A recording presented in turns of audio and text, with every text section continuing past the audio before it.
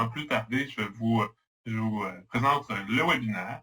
Merci beaucoup à tous les participants qui sont avec nous aujourd'hui, donc en ce lundi matin, un petit peu grisâtre ici à Montréal. Merci beaucoup d'être avec nous. Merci d'être avec nous pour le webinaire PFA Sciences, Santé et Solutions qui est présenté en collaboration avec Sanexen Services environnementaux. Avant de commencer, je vous présente aussi nos partenaires. Merci beaucoup donc à ArcelorMittal, Produits Long Canada, Fasken, HeroDevTech, Hydro-Québec, Pratt & Whitney Canada, Sanexen, Chien Environnement, Solio Groupe Coopératif et Valero. Donc, nos partenaires qui sont avec nous pour tous nos événements. Merci beaucoup, encore une fois, de votre participation avec nous. Je vous présente sans plus tarder notre équipe de panel, si vous voulez. Alors, tout d'abord, on a avec nous M. le professeur Sébastien Sauvé, qui est professeur en chimie environnementale à l'Université de Montréal. Merci beaucoup, M. Sauvé, d'être avec nous ce matin. On a aussi avec nous Marie-Odile Fouché-Court, PhD, directrice adjointe du département analyse des risques chez Sanexen Services environnementaux. On a aussi avec nous Maître Thibault Daou, avocat associé chez Daigneault Avocats. Et finalement, M. Martin Bureau, PhD aussi, ingénieur, vice-président innovation chez Sanexen Services environnementaux. Donc, merci beaucoup à tous nos panélistes d'être avec nous ce matin. Je vous rappelle quelques petites règles d'usage. Donc, on est avec la plateforme Zoom. Présentement, vos micros sont fermés. Si vous aimeriez poser une question, chose que vous pouvez faire après chaque section, après chaque panéliste, on prendra quelques questions. Puis ensuite, on prendra la balance des questions tout à la fin de la présentation. Et donc, si vous aimeriez poser des questions, je vous invite à lever votre main pour qu'on puisse débarrer votre micro, puis que vous puissiez poser votre question de vive voix. Si pour une raison ou une autre, votre micro ne fonctionne pas, je vous invite donc à écrire votre question dans l'onglet questions-réponses qui se trouve sur la plateforme Zoom. Sans plus tarder, on va débuter la présentation avec M. Sauvé, avec professeur Sauvé. Donc, je vous laisse le contrôle, M. Sauvé. Et puis, je vous laisse le plancher. Bonjour, merci pour l'introduction. Bonjour tout le monde. Commençons à partager ça, en espérant que tout va bien. T'imaginerais qu'après les années de Zoom, on serait tous parfaits, que ça marcherait toujours bien, mais ce n'est pas toujours le cas. Donc, confirmez que tout est beau? C'est parfait, merci. Bon, ben, bonjour.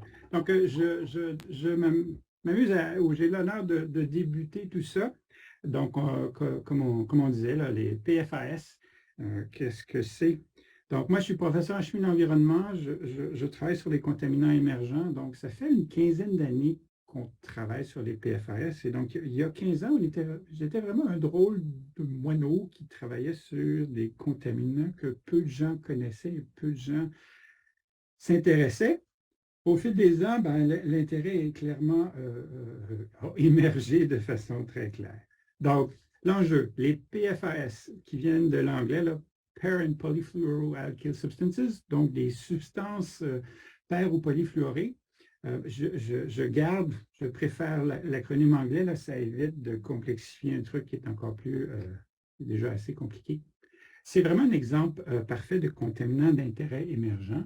Et une des définitions des contaminants d'intérêt émergent que j'aime bien utiliser, c'est de dire c'est des contaminants pour lesquels on n'a pas toute l'information qu'on voudrait pour bien les réglementer. Et donc, c'est clair que les PFAS, on commence à avoir beaucoup d'inquiétudes. Il y a un peu de réglementation, mais pas beaucoup. Et donc, on est dans cette zone intermédiaire où on veut les réglementer, on ne sait pas toujours exactement comment.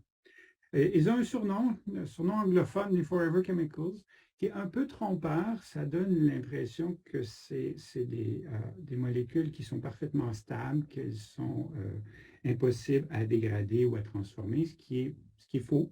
Elles sont très stables, elles sont difficiles à dégrader, difficiles à transformer, mais c'est des choses qui se produisent et donc il y a clairement une phobie qui s'installe et qui vient en partie à ce surnom qu'on leur a attribué et qui a clairement tendance à rester. Donc, Hollywood est peut-être en partie responsable. Là. Il y a deux films documentaires qui en parlent longuement et qui donnent un peu une idée de l'historique et des enjeux. C'est clair que les enjeux aux États-Unis sont beaucoup plus grands que les nôtres. Là. On a heureusement au Canada, au Québec, pas d'usines qui produisent de PFAS. Donc, c'est à prendre avec cet élément-là. Mais bon, les films ici sont à déconseiller aux éco-anxieux. Si c'est un souci, évitez, s'il vous plaît. Et donc, on parle de PFAS, d'où ça vient? Donc, où est Charlie avec les PFAS? Ben, c'est partout. Charlie, il est partout. Le plus connu, c'est probablement l'utilisation de Teflon comme enduit anti-adhésif dans la cuisine pour toutes sortes de choses. Il y en a dans les vêtements de sport. La majorité des vêtements de sport qui respirent bien, mais qui n'absorbent pas l'eau, sont traités avec des PFAS. Il y en a sur les skis. Tous les endroits où on veut que ça glisse, il y en a certainement. Et ici, en haut, c'est carrément la neige. La neige, l'eau, la pluie contient des traces de PFAS. Le fast-food ici représente tous les emballages. Il y a énormément d'emballages. Tout ce qui est en papier, en carton, papier ciré, tout ce qui résiste assez bien à l'eau et aux graisses est très probablement imprégné de PFAS. C'est la magie des PFAS, même s'il y a un petit côté sombre dans tout ça. Tapis textile, donc traitement de Scotch Guard. Le Scotch Guard est à base de PFAS et donc quand on traite des trucs pour que l'huile ne colle pas, ben c'est une des propriétés des PFAS. Et ben, j'ai rajouté aussi les cosmétiques. Il y a des teneurs dans certains cosmétiques qui sont de quelques pourcents. Donc, il y a vraiment une espèce d'incohérence où d'un côté, on est dans des mesures d'ultra-traces qu'on essaye d'éliminer, même de l'eau potable ou ailleurs, et on a des produits fond de teint résistants à l'eau qu'on va se mettre directement sur la peau qui contient quelques points de pourcentage ou quelques pourcents de PFAS. Donc, dans les documentaires qui ont été bien médiatisés avant Noël, certains ont eu l'impression que les PFAS venaient des biosolides. Ce n'est pas le cas. Les biosolides reçoivent les PFAS que tout le monde consomme et qu'on voit un petit peu de notre mode de vie ou de société où on cherche la facilité et l'avantage que ces molécules-là nous apportent. Donc, la solution au problème des PFAS commence en se questionnant sur tous ces usages qui font qu'on en dépend et qu'on en ajoute partout dans nos vies. Et peut-être, si jamais vous avez l'impression que votre dose de PFAS corporel est en train de baisser, il faut prendre du popcorn au micro-ondes. Le sac de papier est traité avec des PFAS pour résister à la chaleur et donc, dans ce cas-ci, et aux graisses. Donc, les micro-ondes vont exciter le gras et le sac et les PFAS excités vont transférer du sac vers le gras et vers le popcorn. Donc, c'est vraiment une très bonne façon d'augmenter votre dose de PFAS. Ça ressemble à quoi un PFAS? Ça ressemble à ça. Ici, vous avez une molécule, une chaîne de carbone, et on voit dans ce cas-ci que tous les carbones sont saturés en fluor. Ce lien CF est un des plus stables et des plus solides en chimie organique. Donc, ça fait des molécules qui sont excessivement stables, qui résistent énormément, autant au niveau chimique que thermique. Ils sont synthétisés depuis les années 40, à peu près. Il y a une utilisation industrielle massive et je vous ai donné un paquet d'exemples de où on les retrouve. Et il n'y a pas de façon naturelle de générer quelque chose qui ressemble à ça. Donc, si dans l'environnement, on mesure des PFAS, c'est synthétique. C'est une molécule qui a été faite par des chimistes dans des laboratoires, dans des usines. Ça n'existe pas à l'état naturel des PFAS. Ici, on en a un spécifique, c'est le PFOS. Donc, on a la même chaîne que vous reconnaissez. Ben, peut-être, là, je ne présumerai pas de l'amitié pour la chimie de tous un chacun. Et le S avec des zéros au bout, c'est des oxygènes, c'est un sulfonate. Et donc, dans ce cas-ci, le groupement au bout est un sulfonate, donc c'est un PFOS. C'est PFOS, donc la structure des PFAS avec un sulfonate.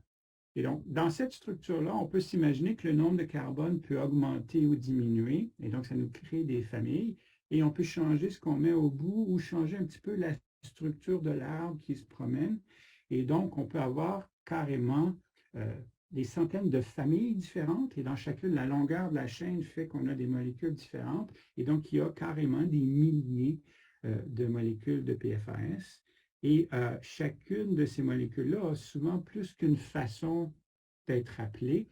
Et donc, les acronymes varient. Donc, il y en a un dans la boîte où le 6,2-FT-SAS peut aussi être le 6,2-FT-AOS ou encore le 6,2-FT-THPRAD diméthyl-éthyl-S. Donc, il y a plusieurs acronymes alternatifs pour les mêmes composés. Et donc, ça complexifie aussi un petit peu comment on regarde les données, comment on compare les données, et même quand on est expert, on finit par être mêlé et à devoir vérifier, puis à revérifier. Au labo, ici, on fait 77 PFAS avec des analyses ciblées avec des étalons. Je ne pense pas qu'il y a vraiment beaucoup, qu'il y a de labos qui ont plus d'étalons que ça. Je souligne ici le PFOS et le PFOA, qui sont les deux premiers qui sont bannis, puis pour lesquels il y a beaucoup plus d'informations. Et je vais juste montrer dans tout l'ensemble des données qu'on a, on ne peut pas juste focaliser sur PFOA et PFOS, même si c'est ceux qui nous inquiètent le plus et qu'on connaît le mieux, parce que ils sont bannis. L'industrie utilise d'autres alternatives, et forcément, c'est ces autres alternatives-là qu'on va voir dans l'environnement. Ici, le nombre de PFAS qui sont ciblés dans des analyses d'eau potable. Et donc, c'est une revue de littérature qui va de 2003, où il y avait probablement 2 molécules, PFOA, PFOS. Et bon, on augmente jusqu'à récemment, où on a autour de 50 molécules qui sont ciblées dans les PFAS pour ce qui est publié dans la littérature. Donc, on voit qu'on intègre de plus en plus de nouvelles molécules avec des chimies et des comportements qui évoluent puis qui se complexifient au fur et à mesure que les laboratoires se spécialisent. Ensuite, quand on fait cette analyse-là, on peut aussi faire l'analyse non ciblée. Donc, l'analyse ciblée, c'est vraiment l'analyse quantitative visuelle où on a une courbe d'étalonnage, on a nos échantillons, on mesure, etc. Dans ce cas-ci, on doit utiliser un système de haute résolution qui va prendre une acquisition de toutes les masses possibles. On doit soustraire le blanc ou le bruit de fond. On doit identifier les masses qui sont particulières et spécifiques au PFAS et qui font du sens. On utilise beaucoup le lien CF comme un élément distinctif des PFAS. On arrive à identifier des candidats potentiels qu'on va aussi comparer avec des bases de données publiées sur c'est quoi les structures possibles et envisageables de PFAS. Ensuite, on peut faire des confirmations pour la fragmentation MS, et selon l'ensemble des informations, on peut assigner un niveau de confiance sur notre processus. Et donc, ça, c'est possible, mais c'est très laborieux et donc c'est très lent. Donc, ce n'est pas quelque chose qu'on fait de façon routinière. Même dans un labo de recherche, c'est très lourd à faire, tout ça. Les limites de détection. Donc, on voit ici que les limites de détection n'arrêtent pas de descendre. Et bon, il y a clairement des différences aussi entre des laboratoires d'analyse plus standardisés puis des laboratoires de recherche qui essayent de toujours pousser les limites beaucoup plus bas. Et donc, on voit qu'on est descendu en bas du nanogramme par litre là, pour les limites de détection dans l'eau. Ici, là, on parle bien d'eau potable dans ce cas-ci. Ici, j'ai quelques données d'eau potable qu'on a publiées il y a quelques années. Et je vais juste souligner déjà ici que dans la somme des PFAS pour ce travail-là, on voyait que l'eau potable produite à même le fleuve Saint-Laurent était dans la boîte à gauche, donc dans les Grands Lacs où le fleuve Saint-Laurent était autour de 15, avec une sommation de tous les PFAS qui arrivaient autour de 15, et que le reste des données qu'on avait qui étaient à travers le Québec et le Canada et qui n'étaient pas d'une source d'eau venant des Grands Lacs ou du fleuve était beaucoup plus bas, autour de 3 ou 4 comme moyenne. Donc, on voit qu'il y a vraiment un décalage et on attribue ça tout simplement à la charge industrielle aux villes et à tout ce qui est présent dans le fleuve qui fait un peu ce contraste-là.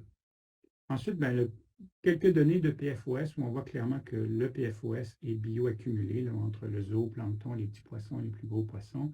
Il y a plusieurs exemples, c'est très bien documenté. Et ensuite, dans la famille des PFAS, on voit aussi que selon la longueur des molécules, selon la lourdeur des molécules, plus elles sont lourdes, plus elles sont grosses, plus elles agissent comme les pesticides lipophiles qui ont beaucoup de bioaccumulation. Donc, il y a aussi une gradation dans les propriétés des PFAS, ce qui complexifie encore l'exercice. Finalement, elles ne sont jamais toutes pareilles. Quelques données Les poissons propres à gauche, donc c'est dans le muscle de poisson, c'est des données de différents lacs au Québec où on s'est amusé à mesurer les PFAS. Là, vous avez les différents codes de couleur pour les différents types de PFAS. Et ben, en rouge, c'est les poissons collectés en 2013 dans la rivière Chaudière, donc affectés par l'accident de Mégantic. Et on voit que les concentrations sont plus élevées. Et on voit clairement que c'est des fluorotélomères qui viennent tout vraisemblablement des mousses anti-incendie qui ont été utilisées lors de l'accident de Mégantic. On voit par contre que même les poissons ailleurs, ou les poissons de Mégantic, mais une année plus tard, ont des traces et des niveaux mesurables de tous les autres PFAS. Et donc, grosso modo, il y a certainement plus après l'accident, mais il y a un niveau de base de PFAS qui reste présent partout. Dans la vague des données sur les biosolides, je me suis amusé à mesurer des PFAS dans les composts du commerce. Ça vous donne une idée, là, on est dans des nanogrammes par gramme, microgrammes par kilo, là, c'est la même chose. Donc ça, c'est des sacs de compost qu'on achète dans les centres jardins. Donc, c'est toutes sortes de trucs qu'on peut acheter dans des sacs là, pour mettre dans nos pelouses ou nos jardins, nos potagers. Et ça vous donne une idée qu'on est quelque part entre 1 et 12 en termes de concentration de PFAS. Ici, c'est des données de France. Donc, à gauche, c'est encerclé, ça va jusqu'à 2. C'est aussi des produits de ferme, des fumiers, des composts de ferme. À droite, ben, on intègre ici des biosolides, des composts municipaux, des composts, déchets de table compostés, des choses de ce genre-là. Et on voit que là, les concentrations sont beaucoup plus élevées, mais il faut quand même souligner qu'il y a des valeurs très basses. Donc, il y a comme beaucoup plus de variabilité dans ce qui vient de la ville. Ça peut être, dans certains cas, propre, mais ça peut aussi être très contaminé. Quelques données aux États-Unis, où ici, là, on voit que les valeurs de biosolides que je viens de... un truc qui est publié, là, qui est tout frais. Et on voit que dans ce cas-ci, on est comparable à ce qu'on avait dans nos pires cas de France, là, où on a des biosolides qui sont, bon, dans les cas des traités, des fois, on est autour de 100, donc qui semble plus raisonnable, mais on en a à 500, puis on en a à 1600. Ce serait comme les pires cas de la base de données de France. Quelques données qu'on a au Québec où ça semble quand même beaucoup plus raisonnable. Il n'y a pas eu de cas aussi, dans ces données-là, aussi élevés que ce qu'on avait vu en France ou aux États-Unis. Et même, il y a même des cas urbains ou les boues primaires. Donc, les 3 premiers ne sont pas des vrais biosolides, c'est les boues primaires qui servent à produire des biosolides. On voit que dans quelques grandes villes, on a très peu de PFAS dans les boues primaires, donc c'est quand même encourageant. On est en train d'analyser plein de données. Bon, on a une 70 échantillons, mais la traçabilité, tout ça est encore à éclaircir. On voit que dans nos données au Québec, là, ça va de 10 à 160. Donc, il y a comme une gradation assez basse en 10 et 160, mais on a un site discordant au-dessus de 800. Donc, clairement, il y a un site où il y a un problème. Par contre, on n'a pas de données pour le moment sur les transferts sol-plante, le potentiel de lixiviation. Donc, c'est difficile de dire là, entre 10 et 160, est-ce qu'on devrait déterminer un seuil ou est-ce que tout ça, c'est bon? Pour moi, clairement, 800, c'est trop. Là. Il faut rester en bas de 150. Mais est-ce qu'il faut aller nuancer ça? Je ne sais pas. C'est difficile. Donc, c'est pas mal ce que j'avais pour vous introduire dans les données de PFAS.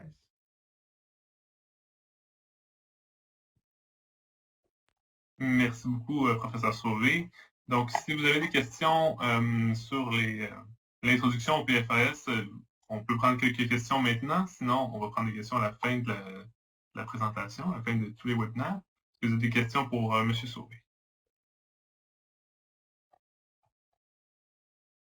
Je crois que c'était très limpide en ce lundi matin, professeur Sauvé. Merci beaucoup.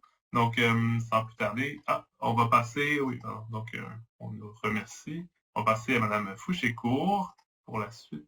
Pardon, une première question. On prend celle-là, puis ensuite on passe à Mme Fouché-Court. Qu'en est-il du test TOP et du Dark Matter des PFAS? Ben, Dans les données, quand on fait des analyses ciblées, comme j'évoquais, où on vise des molécules très spécifiques, de toutes les comparaisons qu'on fait, soit avec des TOP ou des oxydations chimiques, ou même, je préfère à la rigueur, en résonance magnétique, on va voir un profil beaucoup plus grand de la famille des PFS. Donc, entre l'oxydation chimique, le TOP et la résonance magnétique, on voit que nos analyses ciblées, selon les approches, vont chercher quelque part entre 10 et peut-être 30% de tous les PFS. Donc, il y a comme un côté sombre, dark, qui a été évoqué là, des PFS qu'on ne voit pas.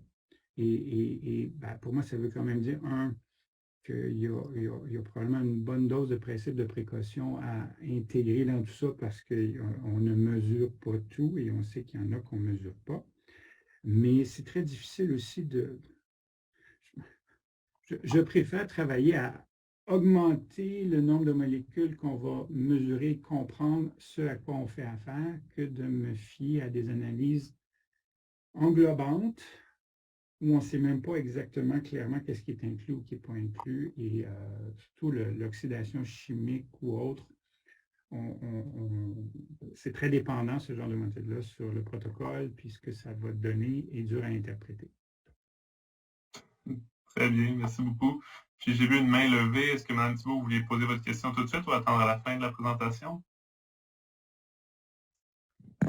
Oh, c'est bon, merci. Parfait. Merci. Donc, à ce moment-là, on va passer à Mme Fouché-Court. Merci beaucoup, professeur Sauvé, encore une fois. Bonjour à tous. Donc, on va essayer d'être aussi capable de partager ça.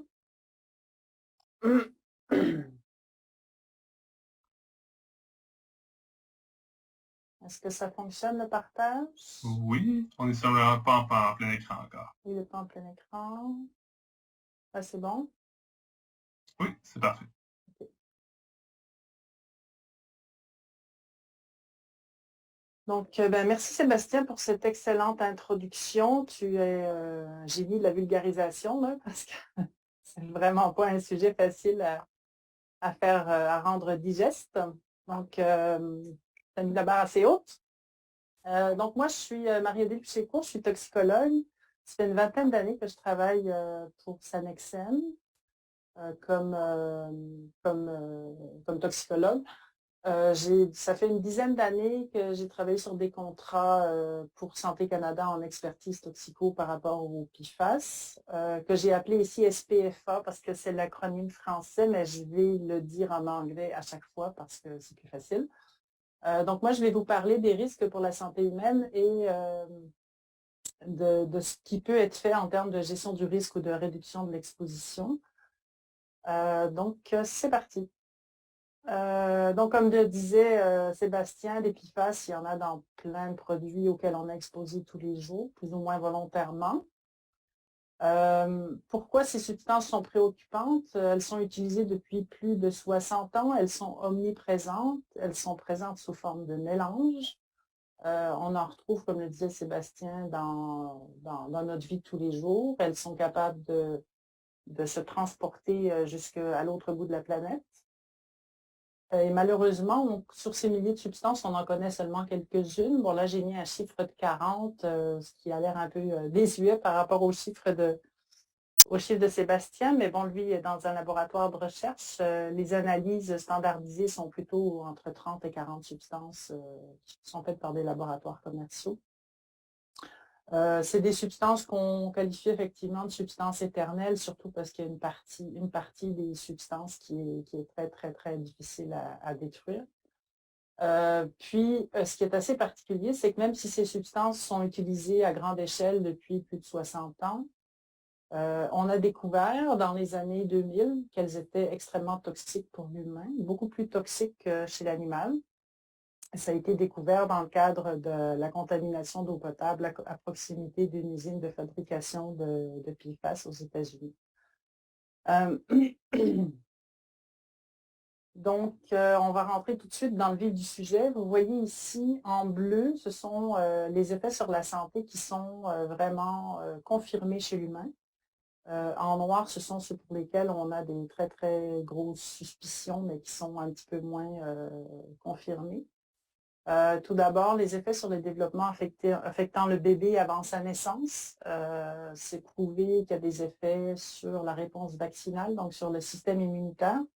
On a vu une diminution de la réponse au vaccin chez des enfants des îles Faroe, donc de la population générale là, qui ne vit pas dans une zone particulièrement contaminée, avec des vaccins contre la grippe, contre le tétanos et contre, je ne me souviens plus lequel d'autres. Il y a également des bébés de plus faible poids lorsqu'ils sont à la naissance. Il y a également un retard de développement des glandes mammaires. Vous voyez ici maladie thyroïdienne, donc ça agit chez l'adulte, mais également ça peut avoir un effet chez les enfants parce que la thyroïde, les hormones thyroïdiennes sont très importantes dans le développement des enfants, notamment de leur cerveau. Des niveaux de cholestérol augmentés, donc ce qui peut avoir un impact sur des maladies cardiovasculaires, des dommages au foie, les cancers du rein, les cancers des testicules. Donc, la liste est longue. Ça, c'est ce qui est prouvé chez l'humain. Il y a beaucoup plus d'effets que ça qui ont déjà été documentés chez l'animal. Et quand on compare animal-humain, on s'aperçoit que les cibles sont pas mal les mêmes. Donc, ce qu'on voit chez l'animal, on peut supposer que ça arrive aussi chez l'humain, mais on ne l'a pas nécessairement prouvé pour l'instant. Donc, pour l'instant, qu'est-ce qu'on sait? On sait que l'humain est beaucoup plus sensible que l'animal. Pourquoi? Parce que les PFAS s'éliminent beaucoup plus lentement chez l'humain parce qu'ils sont capables de s'accrocher après des protéines qui ne sont pas, par exemple, chez le rat ou chez la souris. Ce n'est pas la même forme de protéines. Donc, ils restent accumulés beaucoup plus longtemps chez l'humain. Par exemple, le PFOS, on estime qu'on perd 50% de la charge de PFOS qu'on a ingurgitée, va rester pendant plusieurs années chez l'humain. On parle entre 5 et 15 ans suivant les études, alors que chez le rat, ça va partir au bout de quelques semaines. Donc, évidemment, si la substance reste longtemps dans l'organisme, elle a plus le temps d'avoir des effets toxiques. Un autre paramètre très important, c'est le transfert de la mère à l'enfant. Donc, les PFAS sont capables de traverser la barrière placentaire. Donc, dès que l'enfant est conçu, le fœtus est exposé tout de suite à ce qui circule dans le sang de la mère. Et il y a également une exposition lors de l'allaitement. Donc, on est exposé à tous les stades de la vie et étant donné la durée de vie des substances, c'est bon pour plusieurs générations. Et plusieurs PFAS ont des effets communs. Donc, si on est exposé à plusieurs PFAS en même temps, bien évidemment, l'effet va certainement être plus important que si on est exposé à une seule substance. Ce que l'on ne sait pas, la liste a l'air courte, mais en fait, elle est plus longue que ça. Donc, on ne connaît pas la toxicité de milliers de substances. On en connaît seulement la toxicité de quelques-unes, plus ou moins bien. On ne sait pas à quel PFAS on est exposé réellement, puisqu'on est exposé à des mélanges. Et comme le disait Sébastien, il y a beaucoup de substances qu'on n'est pas capable d'identifier ou de quantifier, tout au moins dans des analyses très standardisées. Donc, on n'est pas capable de savoir qu'est-ce qui circule dans notre corps actuellement. On n'est pas non plus en mesure de savoir si les effets sont additifs ou synergiques.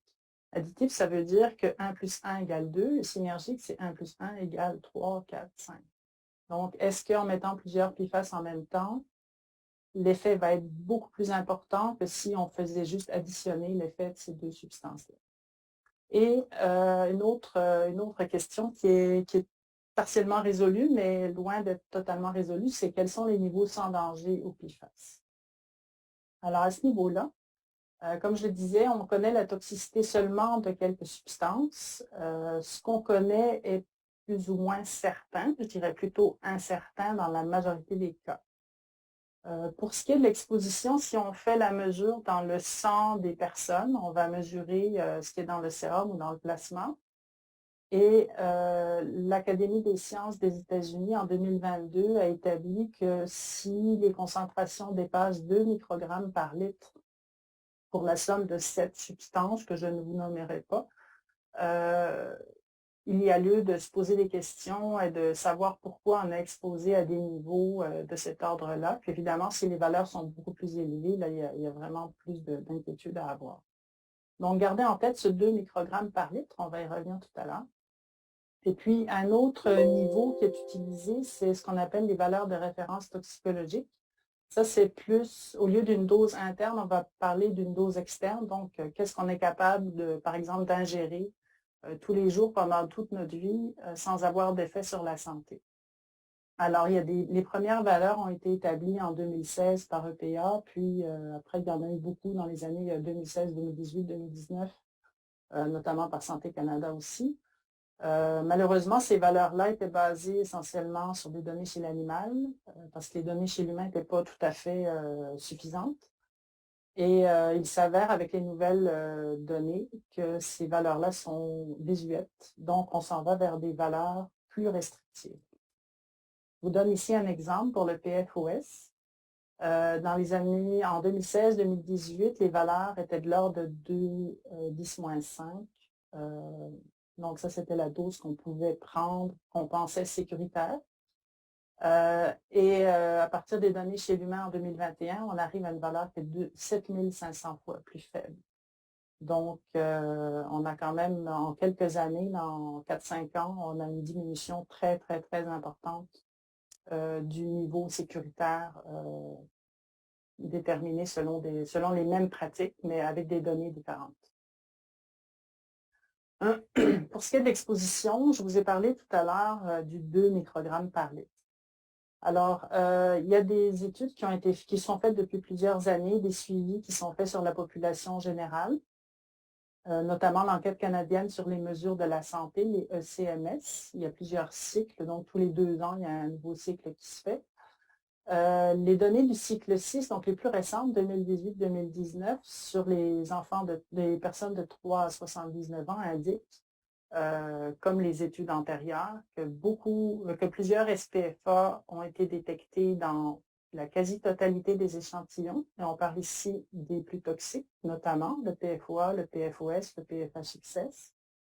Et il y en a d'autres aussi qui ont été détectés dans plus de la moitié des échantillons. Et ces valeurs-là nous indiquent des niveaux d'exposition préoccupants, c'est-à-dire qui dépassent 2 microgrammes par litre. Donc, si on dépasse 2 microgrammes par litre pour la somme de cette substance, on doit se poser des questions. Puis, vous voyez dans cette figure-ci que le 2 microgrammes par litre, on le dépasse même pour les substances individuelles.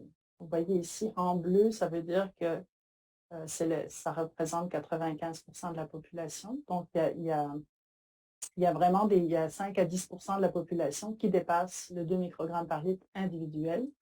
Et donc, il dépasse évidemment pour la somme des substances. Donc, même si on ne fabrique pas de PFAS au Canada, il y a une exposition qui est quand même suffisante pour qu'on se préoccupe de ces substances-là pour la santé humaine. J'arrive maintenant aux critères environnementaux. Je suis désolée, ça va un petit peu vite parce que je n'avais pas beaucoup de temps. Donc, les critères environnementaux actuels, je vous présente ici, vous voyez les milieux dans lesquels il existe des critères. Donc, il y a l'eau potable, l'eau souterraine, l'eau de surface, le sol. Et puis, tout en haut, vous voyez les substances pour lesquelles il existe des critères. Il y en a 11, mais il y en a 2 principales, c'est PFOS et PFOA. Alors, la première ligne, c'est les normes, les recommandations canadiennes pour PFOA et PFOS dans l'eau potable, qui sont de 600 et de 200 nanogrammes par litre. Excusez-moi. En 2021, le CCME a sorti des valeurs pour le sol. La valeur est de 0,01 mg par kilo, et cette valeur-là, c'est la plus sévère parmi toutes les voies qui ont été considérées, et la valeur la plus sévère correspond à la protection de l'eau potable. Cette valeur-là est associée aux 600 de l'eau potable, et vous comprendrez pourquoi je vous souligne ça tout de suite. Au Québec, il existe une seule série de critères. Ce sont des critères pour la qualité de l'eau de surface. Et ces 2 critères existent pour le PFOS et pour le PFOA. Bon, les autres critères sont des valeurs préliminaires qui sont basées sur des données insuffisantes pour établir des recommandations en tant que telles. Donc, je ne m'étendrai pas là-dessus.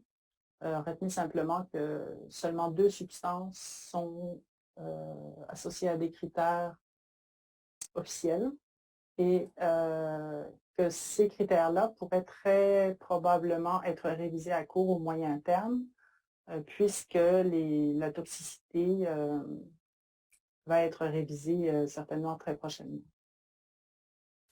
Donc, comment les critères environnementaux pourraient-ils évoluer? Là, je vous ai déjà donné un petit peu le scoop dans la précédente diapo. Donc, il faut s'attendre à ce que les critères individuels deviennent plus restrictifs puisque nous avons de nouvelles valeurs toxicologiques de référence qui s'en viennent dans l'eau potable, très probablement, vu que la toxicité est plus élevée que prévu. Donc, si on regarde les valeurs de Santé Canada qui étaient de 200 et de 600 en 2018, et les valeurs à peu près les équivalents aux États-Unis qui sont proposés, qui ont été établis en fait en 2022, on voit qu'il y a une très, très grosse différence d'unité. On passe de 200 à 0,004 pour le PFOA et de 600 à 0,02 pour le PFOS. Donc, on pourrait s'attendre à avoir des valeurs qui diminuent drastiquement au Canada également. Si on tient compte aussi de la complexité, en fait, comment je dirais, pas juste de la consommation d'eau potable, mais toutes les voies de transfert qui sont considérées. Si on regarde des critères pour le sol, le seuil de dépistage actuel qui est basé juste sur l'ingestion de sol, l'ingestion accidentelle de sol, est de l'ordre de 2 à 30 suivant l'usage du sol chez l'humain. Et si on tenait compte de la protection de l'eau potable, comme l'a fait le CCME pour établir sa recommandation, on arrive à une valeur de 0,01. Donc, juste en tenant compte des différentes voies d'exposition, on peut avoir une valeur différente. Et ce 0,01-là est basé sur le 600 dans l'eau potable. Donc, si le 600 dans l'eau potable diminue, on pourrait s'attendre que les critères dans les sols soient révisés à la baisse aussi. Bon, ça, c'est des considérations purement basées sur la science. Ensuite, la façon que le Canada va réviser ou pas ces critères, je ne peux pas vous dire ce qui s'en vient, là, mais basé sur la science, on s'attend à une diminution. Les critères pourraient aussi évoluer pour devenir plus inclusifs, c'est-à-dire fonctionner sur une approche par classe. Donc, ça permettrait de tenir compte de l'exposition à des mélanges. Ça permettrait surtout de tenir compte du principe de précaution, puisqu'on manque de données. Et aussi, ça permettrait de détecter des situations problématiques qui pourraient passer inaperçues si on ne détecte pas les bonnes substances. Cette approche-là est demandée par la communauté scientifique depuis longtemps. Elle vise également à éviter les substitutions regrettables. On n'en a pas parlé encore, mais une substitution regrettable, c'est quand on remplace une substance toxique comme le PFOS par une autre substance qu'on suppose moins toxique, mais finalement, quand on l'étudie, on se rend compte qu'elle est aussi toxique que la précédente, ou plus. Et cette approche-là a déjà est en train de se mettre en place, en fait. En Europe, la directive 2020-21-84 recommande une valeur de 100 nanogrammes par litre pour la somme de 20 substances. Plusieurs États américains, comme le Vermont, le Massachusetts et le Maine, je crois, ont retenu 20 nanogrammes par litre pour 5 ou 6 substances. Et au Canada, Santé Canada a proposé, je crois, la semaine dernière ou la semaine d'avant, un objectif qui est d'une valeur de 30 nanogrammes par litre pour la somme de tous les SPFA détectés selon les méthodes actuelles de EPA. Donc, ça, c'est une valeur qui permettrait quand même de dépister beaucoup de problématiques, qui n'est pas nécessairement une garantie d'absence d'effet sur la santé, mais c'est quand même déjà un gros progrès par rapport à ce qui existe actuellement. Alors, pour terminer, je voudrais juste mettre un petit éclairage sur les façons de réduire l'exposition. Comme le disait tout à l'heure Sébastien, le meilleur moyen d'éviter d'avoir des SPFA, ce serait de ne pas en produire et de ne pas en mettre partout. Donc, il y a plusieurs approches qui sont actuellement regardées au niveau international, comme la notion d'essentialité. qui consiste à ne pas utiliser d'SPFA si ce n'est pas vraiment essentiel, donc soit un produit essentiel, soit une fonction essentielle. De développer des alternatives au SPFA, donc des substances qui vont être moins toxiques, ou idéalement pas toxiques, mais ça n'existe pas vraiment. Donc pour remplacer les PFAS. Également, la réglementation sur les produits. Par exemple, en Californie, ils ont sorti des règlements ces dernières années, notamment sur les textiles, sur les produits d'emballage alimentaire, sur les tapis, où il est interdit de rajouter des SPFA dans ces produits-là. En Europe, il y a un bannissement des PFAS qui s'en vient aussi, c'est en discussion, ce n'est pas encore mis en place, mais ça va venir dans les prochaines années. Donc ça c'est vraiment à la base, c'est de ne pas en mettre sur le marché. Étant donné qu'il y en a qui sont là déjà, on doit vivre avec. Par contre, on peut éviter leur dissémination. Par exemple, ne pas épandre des biosolides contaminés sur des terres agricoles. Également, traiter là où les PFAS sont les plus concentrés. Donc, traiter l'effluent d'une usine de traitement d'eau usée ou d'un site d'enfouissement, plutôt que d'attendre que ça se dilue dans l'environnement, puis ensuite être obligé de traiter pour que l'eau devienne potable. Donc ça, c'est vraiment des principes de base. Également, il faudrait améliorer les méthodes analytiques et les suivis qui peuvent être faits. Et pour qu'il y ait des suivis, il faut que ce soit réglementé, parce que s'il n'y a pas d'obligation de suivi, évidemment, il n'y a pas grand monde qui va faire des analyses. Donc, la réglementation est vraiment quelque chose de très important.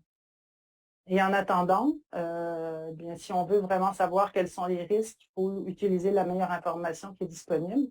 Et quand les critères ne sont pas à jour, la meilleure information de savoir vraiment où on en est, c'est de pratiquer l'analyse de risque, de l'évaluation des risques, donc de tenir compte de l'ensemble de l'information.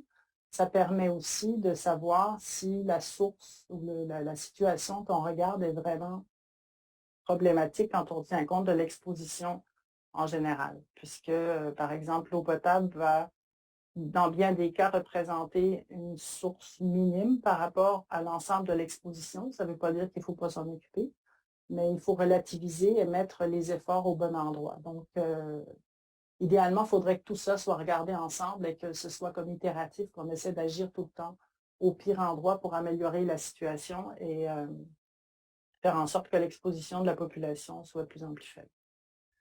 Ça met fin à ma présentation, puis je pense que comme Sébastien, j'ai pris un peu plus de temps que prévu, donc je ne m'étendrai pas plus longtemps que ça. Mais si vous avez des questions, on va essayer d'y répondre rapidement. Merci. Merci beaucoup, Mme Fouché-Court, très intéressant. On a plusieurs questions par rapport, en fait, à l'utilisation des gaz utilisant les PFA. Donc, y a-t-il des encadrements pour l'utilisation de gaz utilisant des PFAS? Des gaz. Et la voie par inhalation est-elle considérée? Les PFAS dans l'air, considérant l'utilisation de l'incinération, sont-ils évalués? Sébastien me corrigera peut-être si ma réponse n'est pas exacte. Les PFAS, généralement, à part quelques exceptions, ne sont pas particulièrement volatiles. Donc, l'inhalation n'est pas la voie la plus préoccupante de façon générale. Par contre, par rapport à de l'incinération de produits, de déchets ou de plastique ou peu importe, là, oui, ça peut créer une problématique parce que là, on parle de particules éventuellement qui vont partir dans l'air. Donc, oui, c'est une problématique, je le pense. J'ai vu très peu d'informations là-dessus, mais c'est clair que quand on a, par exemple, de l'incinération de déchets ouverts, comme ça peut se faire dans le nord du Canada, c'est une problématique qui devrait être regardée, je pense. Merci. On nous demande aussi quelle est la sensibilité des gouvernements actuellement, tant québécois que canadiens, en cas de détection dans l'environnement suite à un rejet de produits qui en contient? C'est une très bonne question. Je pense que je vais avoir du mal d'y répondre parce que, non, je ne peux pas répondre à cette question-là parce que Bon, on pourra la reposer peut-être plus tard peut-être d'autres personnes pourront en même répondre. temps. Est-ce que les laboratoires commerciaux du Québec offrent des analyses de PFAS? Est-ce une analyse très coûteuse? L'analyse coûte quelques centaines de dollars, je crois. Et oui, il commande, en fait, il y a un laboratoire qui vient de commencer à faire les analyses au Canada, c'est Eurofin. Je crois qu'il y en a aussi à ALS dans l'ouest du Canada, mais jusqu'à maintenant, jusqu'à très, très, très récemment, là, on était obligé de sous-traiter, les laboratoires sous-traitaient aux États-Unis. Mais là, il y a un laboratoire qui vient de s'établir, de développer la technologie au Canada. Très bien. Et merci beaucoup. On a d'autres questions par rapport au PFAS gazeux qu'on va poser en fin de présentation. Puis on nous mentionne aussi que Bureau Veritas et AGAT le font aussi, donc ils font aussi des analyses. Oui, mais je pense qu'ils le sous-traitent par contre. Ah. Mais bon, s'il y a des gens de chez eux, ils pourront répondre. Mais il me semble que c'est plus sous-traité dans leur succursale ailleurs. Parfait. Et merci beaucoup. Merci beaucoup, Mme Fouché-Court. S'il y a d'autres questions pour Mme Fouché-Court, gardez-les en tête. On va pouvoir les poser à la fin de la présentation. Entre-temps, on passe maintenant à M. Maître Thibault Daou, qui va nous présenter plus le cadre légal. Oui, parfait. Est-ce que tu m'entends bien, Étienne? Je t'entends et je vois très bien la présentation. Ben, parfait. Donc, je me présente, mon Thibault Daou, avocat associé chez Daigneault Avocats. Donc, je vais regarder un peu plus la perspective juridique des SPFA ou PFAS. Parce que, bon, Mme Fouché-Court a quand même fait un bon tableau résumé des normes ou des critères, disons, existants, des recommandations existantes. Donc, je ne vais pas repasser sur ces critères-là, sauf peut-être sur la plus récente orientation de Santé Canada pour l'eau potable. Donc, bon, comme mes prédécesseurs l'ont dit, M. Sauvé, Mme Fouché-Court, il n'y a pas beaucoup de réglementations existantes, de lois existantes sur les PFAS au Canada, mais il y en a quand même quelques aspects qui sont réglementés, notamment il y a quelques PFAS, donc les PFOA, les PFOS, si je ne m'abuse, qui sont réglementés au fédéral. Donc, par exemple, dans la loi canadienne sur la protection de l'environnement, on peut trouver là, à l'annexe 1 une liste de substances considérées toxiques en vertu de cette loi-là. Puis on voit par exemple à son paragraphe 84 le sulfonate de perfluorooctane qui, si je ne me trompe pas, sont les SPFO. Quand en fait une substance est désignée à cette annexe-là, dans cette loi-là, ça permet au gouvernement fédéral d'adopter des règlements qui peuvent en limiter l'utilisation, qui peuvent interdire les rejets dans l'environnement, l'exportation, l'importation, la fabrication de ces substances-là. Par exemple, le sulfonate de perfluorooctane est une des deux substances qui est désignée dans la liste de quasi-élimination qui découle de cette loi-là. Malheureusement, malgré cette désignation-là, cette disposition-là n'est pas tout à fait en vigueur ou applicable en ce moment parce que le gouvernement n'a pas encore établi de limite de dosage. Puis une fois que la limite de dosage va être déterminée, ça va être inscrit dans la liste de quasi-élimination. Puis là, ça va vraiment, en fait, ça va nous permettre de déterminer à quelle concentration on peut retrouver cette substance-là dans nos produits, dans nos rejets, que ce soit considéré acceptable par le fédéral. Est-ce que la famille des PFAS entières pourrait être désignée comme substance toxique dans son entièreté? C'est une possibilité. Je vous rappellerai que la plus récente substance à avoir été désignée à l'annexe 1 de la loi canadienne sur la protection de l'environnement étaient les articles manufacturés en plastique. Donc, déjà, une famille très large de produits. Donc, je pense qu'il y a quand même une possibilité que les substances PFAS soient désignées en tant que famille et non seulement individuellement, comme c'était fait traditionnellement ou jusqu'à aujourd'hui. Ce qui découle évidemment de la loi canadienne sur la protection de l'environnement, c'est notamment le règlement sur certaines substances toxiques interdites, un règlement qui date de 2012, qui interdit de fabriquer, de vendre, d'importer ou d'utiliser certains PFAS, certains SPFA et des produits qui en contiennent. Évidemment, c'est quand même limité à quelques PFAS nommés, dont les SPFO.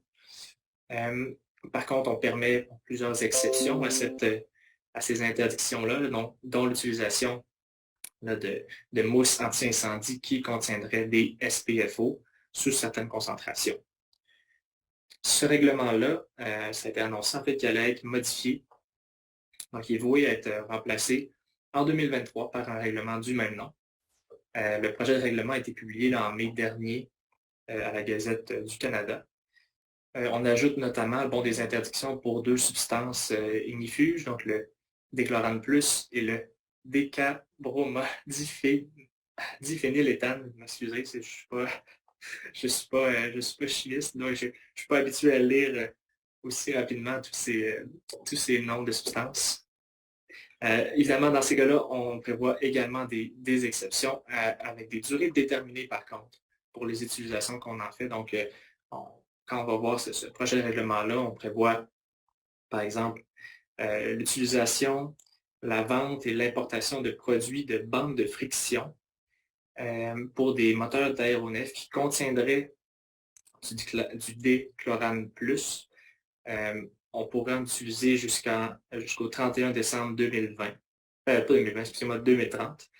Puis on prévoit différentes utilisations qui sont permises avec, comme je dis, des dates à chaque fois pour ces produits-là.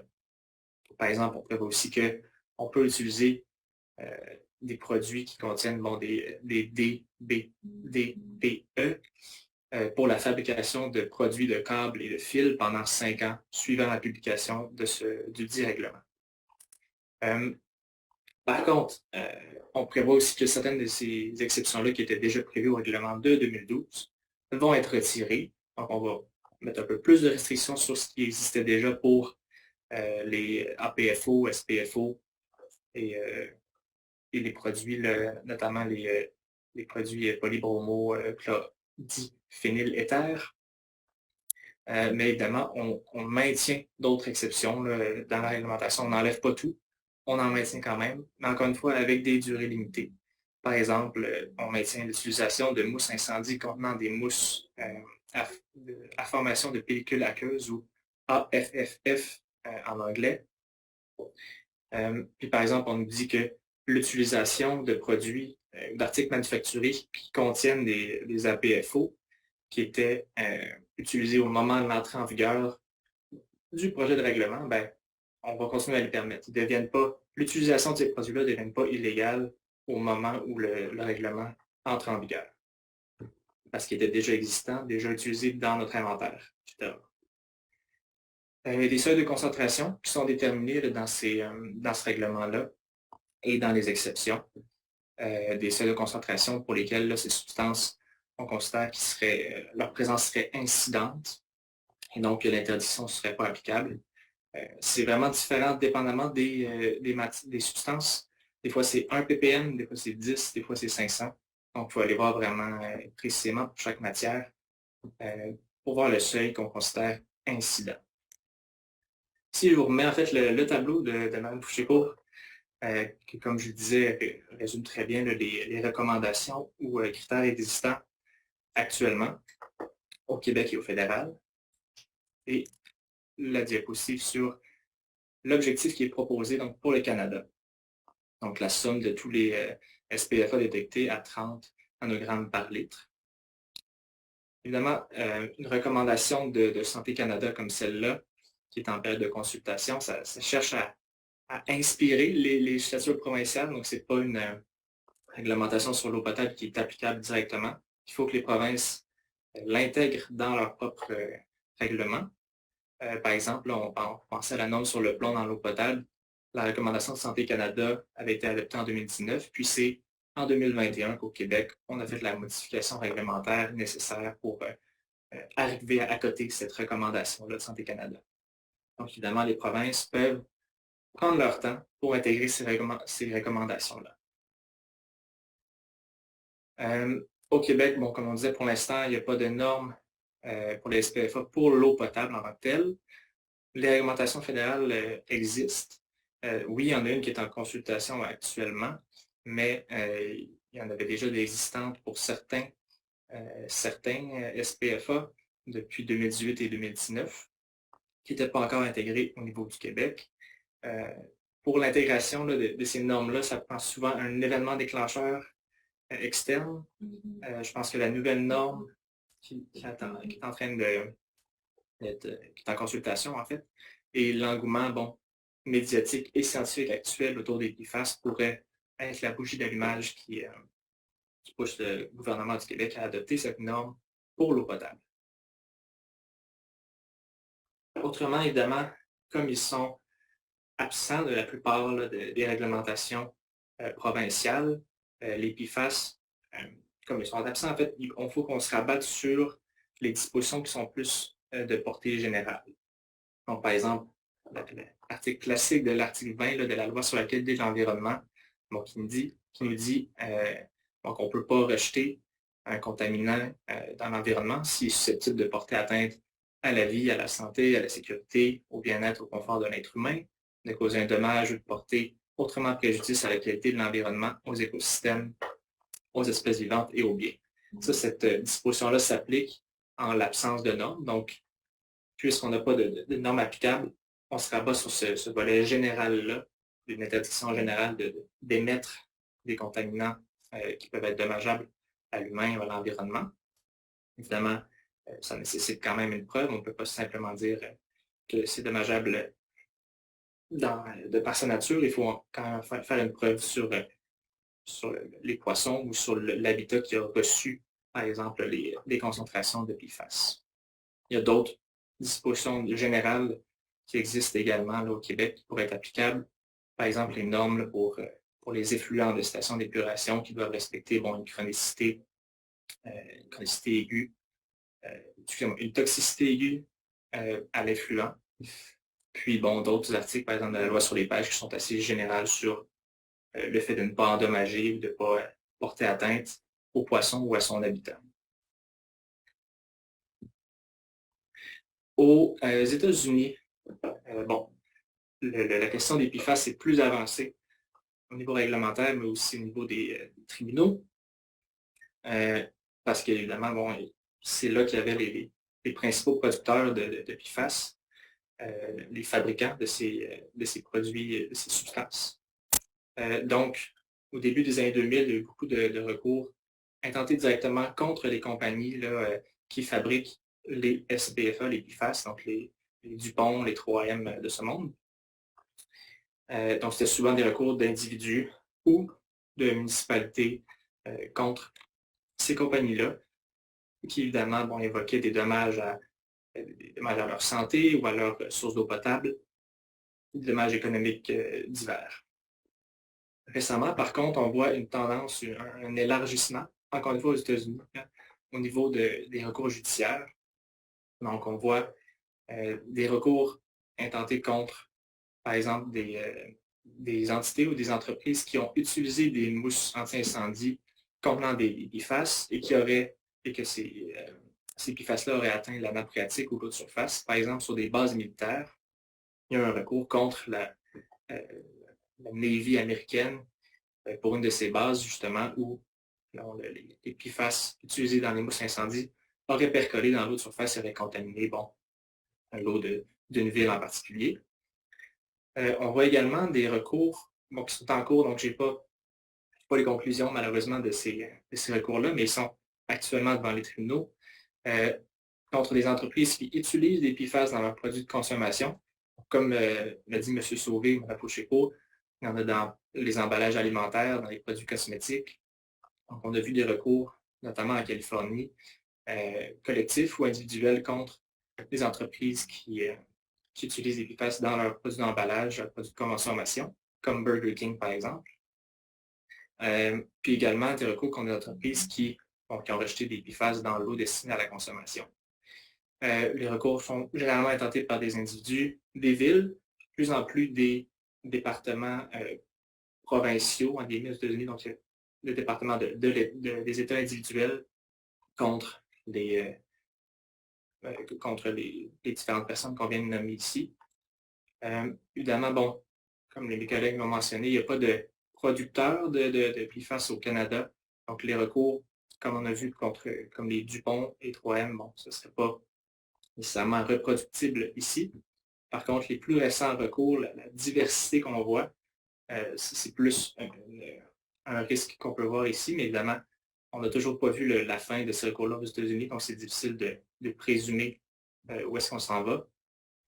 Mais j'ai vu là, beaucoup dans les recours aux États-Unis, par exemple, l'argument du fait de cacher ou de ne pas divulguer la présence de PFAS dans nos produits serait utilisé comme argument au niveau de la protection des consommateurs pour alléguer là, une conduite fautive de l'entreprise. Les tendances, ben, je ne vous apprendrai rien. En fait, les collègues l'ont très bien dit. Au niveau national, on développe de plus en plus des normes notamment formelles pour l'eau potable, les sols, les souterraines, etc. Puis, on entrevoit en fait ces normes-là en regardant les PFAS comme une famille de substances, contrairement à la tendance qui était tendance classique, qui était de regarder individuellement chacune des substances pour les normer. Donc, ma collègue l'a mentionné notamment en Europe et aux États-Unis. On regarde maintenant plus une somme de PFAS entre 5 et 30 et plus PFAS qu'on peut regarder pour nos normes. Mais à l'international, pour l'instant, la Convention de Stockholm là, sur les polluants organiques persistants continue à nommer individuellement les substances auxquelles on devrait mettre des restrictions, des interdictions. Pour l'instant, il y a 4 PFAS qui sont dans notamment 4 PFAS qui sont dans cette convention-là, qui sont visés par cette convention-là. Mais je n'ai pas vu de tendance qui laissait dire qu'on pourrait aborder la famille au complet des PFAS dans le cadre de cette convention-là, contrairement au niveau national.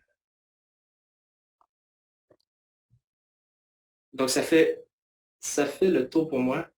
Je pense que j'ai vu beaucoup de questions, en tout cas, passer dans la présentation de Marie-Odile.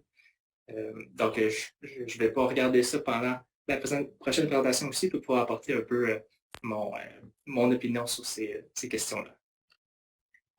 Merci beaucoup. En fait, on a une première question qui nous vient même de Marie-Odile. Oui. Tu as levé ta main. Oui, en fait, ce n'était pas une question, c'était peut-être une précision. C'est sûr que Thibault n'est pas très familier avec les substances chimiques, puis on ne blâmera pas pour ça. Je voudrais juste préciser pour que les gens ne soient pas trop mélangés.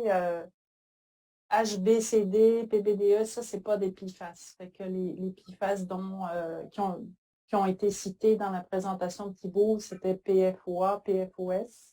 Okay. Les principaux, là, il y a plusieurs termes là, qui étaient des substances chimiques qui sont soumis aux mêmes réglementations, mais qui ne sont pas des PFAS. Donc, je voulais juste préciser pour que les gens ne soient pas trop perdus. Ouais. Merci. Merci beaucoup. Donc, si vous avez des questions pour le maître Daou, on peut une première question. Au niveau provincial, il n'y a pas encore de réglementation sur les contenants et emballages. Est-ce qu'il y a des règlements généraux auxquels on peut se référer? Exemple, la loi sur les pêches pour l'eau. Oui, ben ça, c'est surtout au niveau du rejet à l'environnement en tant que tel. Pour l'emballage lui-même, c'est plutôt, disons, des règles au niveau soit de la protection du consommateur ou qui sont gérées par le Bureau de la concurrence, donc des règles de divulgation, disons, face au consommateur, donc évidemment de ne pas mentir, de ne pas cacher des informations que le consommateur, évidemment, aimerait connaître ou de ne pas faire dépeindre notre produit comme étant, par exemple, naturel, puis là, on se rend compte qu'il y a un pourcentage de PFAS dedans. Donc, c'est plus de réglementation effectivement générale au niveau de la protection du consommateur ou au niveau du Bureau de la concurrence sur les pratiques déloyales ou les pratiques non recommandées, disons, pour les entreprises. évidemment, comme je dis, si on touche plutôt la loi sur les pêches ou la LQE, ben là, c'est plus au niveau du rejet. Donc, une fois que, après l'utilisation en fait, de l'emballage ou à travers leur consommation, qu'il va y avoir un rejet à l'environnement. Donc, c'est peut-être moins entre les mains directement de l'entreprise, mais plus de l'individu rendu là.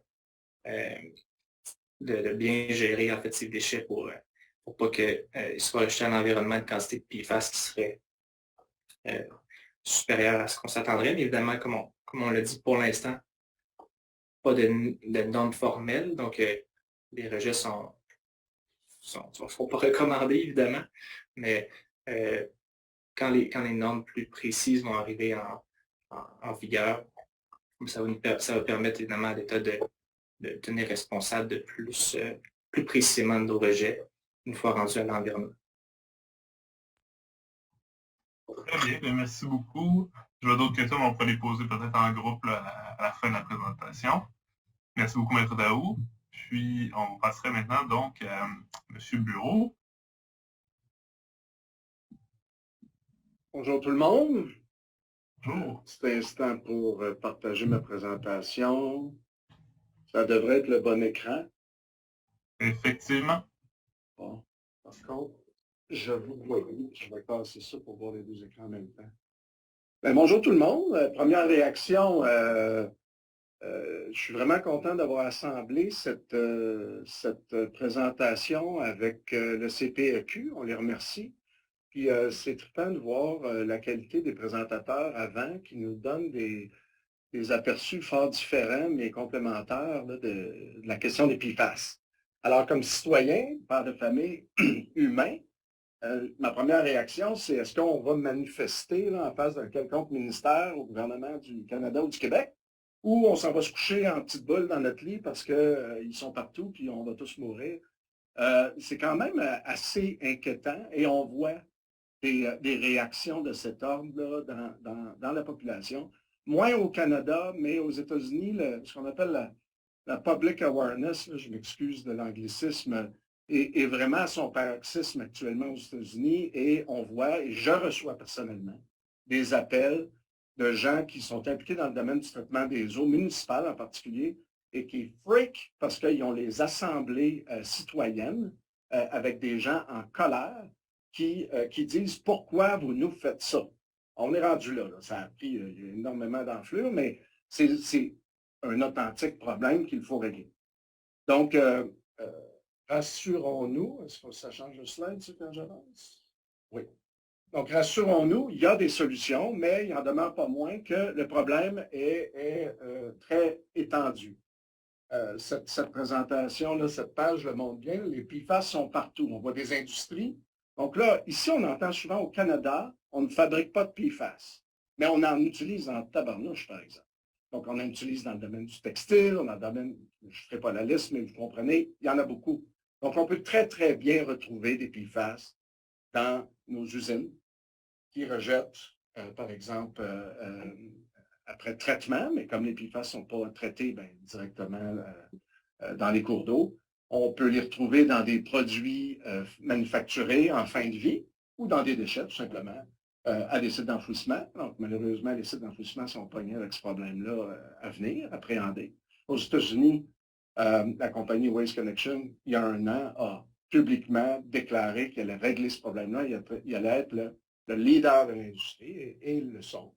Donc, on voit vraiment là, un mouvement se faire. Les usines de traitement d'eau reçoivent les PFAS, puis là, dans leur boue, dans leur rejet, etc., il y a des PFAS à cause que c'est dans l'eau. Bon, les sites d'entraînement de pompiers pour des sites aéroportuaires, par exemple, évidemment, il y a eu des contaminations qu'on appelle le legacy sur des bases militaires, par exemple. Aux États-Unis, c'est abondamment documenté. Et puis tout ça se retrouve dans nos aliments, comme on a vu tout à l'heure. Donc, par contre, les solutions existent. J'ai un petit problème. Bon, voilà. Approche traditionnelle de traitement des PFAS pour l'eau potable. J'insiste. Si on prend la slide précédente, puis on consomme l'eau à partir du fleuve, par exemple, on comprend qu'en aval de toutes ces sources-là, il y a un facteur de dilution qui est extraordinaire. si bien que dans l'eau qui se retrouve à l'usine pour être traitée pour devenir potable, les concentrations sont très faibles. Elles sont de l'ordre, on va dire, en bas de 100 nanogrammes par litre, là, typiquement. Ça peut être plus bas, c'est fréquemment beaucoup plus bas. Même des fois, c'est non-detect, tant mieux. Mais donc, pour ces solutions, pour ces problèmes-là, il existe des solutions qui sont différentes de solutions pour lesquelles qu'on préconiserait pour une usine, par exemple, où les concentrations sont beaucoup plus élevées. Donc, sans m'étendre trop longtemps sur ces solutions-là, on parle de charbon granulaire, donc de charbon actif que vous connaissez, où là, on va utiliser ces matériaux-là pour absorber les PFAS ou absorber les PFAS dans ces médias-là. Il y a les résines échangeuses d'ions qui sont très spécifiques aux PFAS également, qui peuvent être très spécifiques aux PFAS qui sont utilisés. Puis il y a des technologies membranaires. Et ces trois approches-là sont d'une part bien connues, d'autre part bien acceptées pour le traitement des PFAS. Le charbon peut enlever la très grande majorité des PFAS dans l'eau, dans un contexte d'eau potable, même dans un contexte d'eau très contaminée. Et le prix pour un contexte d'eau potable reste quelque chose de, je dirais, économiquement abordable. C'est certain qu'on peut développer des solutions, mais si elles mettent la société en faillite, on n'est pas avancé. Donc, il faut trouver des solutions qui sont économiquement viables. L'enjeu avec les charbons, c'est que s'il y a beaucoup de co-contaminants, des matières organiques, etc., dans l'eau, on va se retrouver avec un charbon qui est corrompu par ces autres matières. Et donc, il va être saturé. Si bien que dans un contexte d'effluent réel, hautement contaminé, celui d'une usine, celui d'un site d'enfouissement, celui d'un site près d'un site d'entraînement de pompiers, par exemple, on va voir des coûts de traitement dus à cette contamination-là de notre média de filtration qui vont exploser. Là, on peut parler de dollars le litre. Donc, c'est tout à fait impossible d'imaginer pour une ville comme New York, dans une usine de traitement d'eau qui fait 1 milliard de gallons par année, d'avoir ce genre de coût-là de traitement. Ça, c'est juste le matériau, ce n'est pas les frais d'opération. La même logique s'applique pour les résines. Donc, évidemment, super efficace pour des contextes d'eau potable. Donc, nous avons des solutions, rassurez-vous, les usines de traitement d'eau vont pouvoir les adresser. Les prix ne sont pas exorbitants. Ils peuvent être très spécifiques au PFAS, ce qui est encourageant. Puis, si on fait bien les choses, puis il y a des traitements en amont du procédé de traitement pour les PFAS, il y a moyen de les saturer moins rapidement. Mais il en demeure pas moins que pour des effluents industriels, appelons-les comme ça, les coûts sont inacceptables, sont beaucoup trop élevés et il va falloir se tourner vers d'autres technologies. L'une de celles-là, c'est les technologies membranaires. C'est super efficace pour traiter de nombreux contaminants, dont les PFAS, mais les investissements en capitaux sont très élevés, les frais d'opération sont relativement élevés et de maintenance. Et les technologies membranaires, en fait, osmose inverse, par exemple, elle sépare la lie du bon grain, si on veut, ou l'ivraie du bon grain. Donc, on se retrouve avec un rejet. Et ce rejet-là est assez important, de l'ordre de 20 du volume initial. Donc, pour une usine qui fait plusieurs millions de gallons par jour, excusez, je parle en américain, de plusieurs millions de litres par jour, ça représente quand même des volumes importants. Donc, c'est pas une technique qui est complète. Ça prend des traitements par la suite. Et puis, elle peut s'avérer très, très onéreuse dans le cas d'effluents industriels. Je ne vais pas passer à travers cette slide-là, mais elle va être dans les slides que vous aurez. C'est un excellent article qui date quand même de 2001 dans ce domaine, c'est vieux, et qui liste l'ensemble des approches qu'on peut trouver pour traiter ou détruire des PFAS. Donc là, vous voyez en bleu les méthodes de captation, de concentration. Après ça, vous voyez les méthodes de destruction en rouge. Et puis, les dernières que j'appelle de stabilisation. Donc, il s'agit de réinjection dans des sites, tout simplement, ou bien dans des puits très profonds, le deep well injection. Ça peut être aussi de la stabilisation en coulant ces PFAS à queue, donc dans des rejets liquides, dans des ciments, par exemple, pour les fixer pour une période déterminée. Donc, on pourrait dire que ce ne sont pas nécessairement des solutions définitives, mais elles sont certainement économiquement viables et probablement envisageable, du moins dans un mode de gestion transitoire, là, parce qu'on ne connaît pas encore les critères, là, mais les illustres collègues nous en ont parlé. En captation, bien, on voit le 2.1 puis 2.8, c'est-à-dire la filtration, les technologies membranaires, l'osmose inverse, ou bien 2.8, l'absorption avec charbon ou résine, là, comme étant deux technologies vraiment avancées. Là. Donc, on le voit sur l'axe des X, c'est le Technology Readiness Level, donc le niveau, est-ce que c'est prêt à être utilisé commercialement? Puis en haut, c'est l'applicabilité, ça mesure aussi le potentiel économique d'applicabilité, ce genre de choses-là. Donc, on voit vraiment que ça va bien. Il y a d'autres traitements qui vont être envisageables, puis on les voit en bleu, je n'ai pas le temps de passer à travers. Et puis, on voit des technologies de concentration, par exemple 2.4, Pump Fractionation, c'est une des technologies qu'on utilise, qui permettent non pas de traiter les PFAS, mais de les ségréguer, de les concentrer, puis après ça, de les gérer séparément. Tout ça en réduisant considérablement les coûts de traitement. Donc, c'est ça l'idée ici.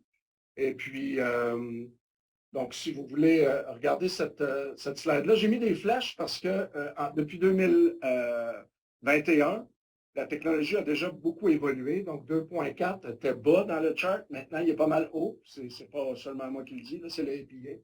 Puis 3.11, on peut penser qu'il est pas mal plus loin dans le coin supérieur droit qu'on pourrait penser. Donc, c'est pour ça que je l'ai nommé. Puis 3.10, l'incinération a pas mauvaise presse. Plusieurs États la bannissent. Je ne pense pas qu'on va voir ces solutions-là adoptées mur à mur ou d'une mer à l'autre, d'un océan à l'autre. Quoique ça pourrait être contrôlé. Donc, pour plus d'informations, il y en a fait. Bon, évidemment, traiter à une usine d'eau potable va coûter des fortunes. C'est non envisageable actuellement, mais on va y arriver. Une façon simple d'adresser le problème puis de commencer à changer les choses, c'est d'aller à la source des PFAS dans le réseau qui mène à l'eau potable, finalement. Donc, les sites d'enfouissement, qui sont une source indirecte, eux, ils les reçoivent, mais il faut quand même les traiter, leur lexivia, les usines, les bouts d'épuration, les biosolides, sans insister là-dessus, puis les mousses anti-feu, sont des endroits où les PFAS sont beaucoup plus concentrés, puis on peut se permettre de traiter très sévèrement, puis d'enlever 99,9% des PFAS dans ces effluents-là. Sanexen travaille là-dedans depuis longtemps. En 2001, on a fait notre premier projet PFAS sur des mousses anti-feu. Je n'ai pas le temps de passer à travers le détail, mais vous le lirez. En 2013, on traitait l'eau qui a servi à éteindre le terrible accident à Mégantic, donc qui était plein de mousses anti-feu encore, plein de PFAS concentrés. Et puis ça a permis de commencer pas mal de travaux universitaires, de travaux de recherche avec McGill, avec l'Université de Montréal, avec l'INRS et plusieurs autres, pour arriver avec des technologies de traitement efficaces et économiquement réalisables. Il nous a permis de faire nos premiers pilotes dans les dernières années, nos premières démonstrations sur site en 2022, puis nos premiers contrats long terme de traitement des PFAS. On est fiers de ça, la signature d'un premier contrat Water as a Service, donc on traite l'eau comme service. Premier contrat du genre aux États-Unis dans le domaine des lexivia. Bon, vous l'avez compris, on focus sur les contaminants concentrés. Donc, 1000, 100 000, 1 million de nanogrammes par litre, donc beaucoup, beaucoup, beaucoup plus élevé que les 30 nanogrammes par litre dont Marie-Odile ou Thibault nous parlaient tout à l'heure. Et puis l'idée, j'ai insisté là-dessus, c'est d'arriver avec une solution robuste et adaptable à ces sources-là. Évidemment, on ne parle pas d'eau propre, là, on parle d'eau de lexivia, on parle d'eau d'entraînement de site d'entraînement de pompiers, il y a beaucoup de co-contamination, c'est complexe à traiter, donc c'est vraiment une autre approche. Une approche pour laquelle utiliser du charbon ou de la résine est tout simplement irréaliste. Notre approche est la suivante. Ici, c'est plus pour des lexivia. On a d'autres approches qui peuvent être jumelées à celle-là selon les contextes. On a une eau contaminée au PFAS. Par fractionnement de mousse, s'il vous plaît, désolé, on sépare et on concentre les PFAS dans l'eau. Donc, ce qu'on se trouve à faire, c'est tirer avantage des propriétés intrinsèques des PFAS, qui sont comme des savons, si on veut, pour les extraire de l'eau d'une façon physique, puis évite l'utilisation de médias filtrants ou de membranes. Ça se fait à pression et température normale. Donc, les coûts sont relativement faibles et ça nous permet de concentrer les PFAS très considérablement. Puis après ça, ben, si l'eau traitée n'est pas encore aux 30 nanogrammes par litre qu'on entendait tout à l'heure, ben, peut-être qu'on va utiliser nos propres médias ou des médias issus du commerce là, pour arriver aux critères qui devront être rencontrés pour avoir une eau traitée. Et ceci dans un contexte où ça devient économiquement réalisable. Un des atouts de Sonexen dans cette course au développement de technologies pour traiter les PFAS, c'est notre laboratoire d'analyse des PFAS. Il y a plusieurs années, ben, il y a 3 ans, 2 ans et demi, on a décidé d'acheter un équipement LCMS-MS pour faire nos propres analyses puis développer nos propres solutions. Comme on fait des milliers d'analyses par année, ben, ça nous a permis d'avancer assez vite et on s'en félicite. Ce n'est pas un service commercial, on ne compétitionne pas avec les labs accrédités, bien sûr, mais on utilise des méthodes que vous connaissez, que ce soit la EPA 533 ou d'autres, pour analyser les PFAS pour nos clients dans le contexte d'une rémédiation ou d'un traitement d'eau. Comme le temps avance, je vais juste vous montrer quelques exemples de résultats obtenus. Ici, c'est un site d'entraînement de pompiers sur une base militaire.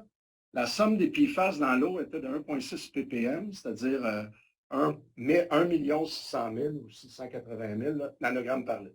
Comparé aux 30 de tout à l'heure, il y a quand même loin de la coupe aux lèvres. On traitait 170 000 litres dans ce cas-ci.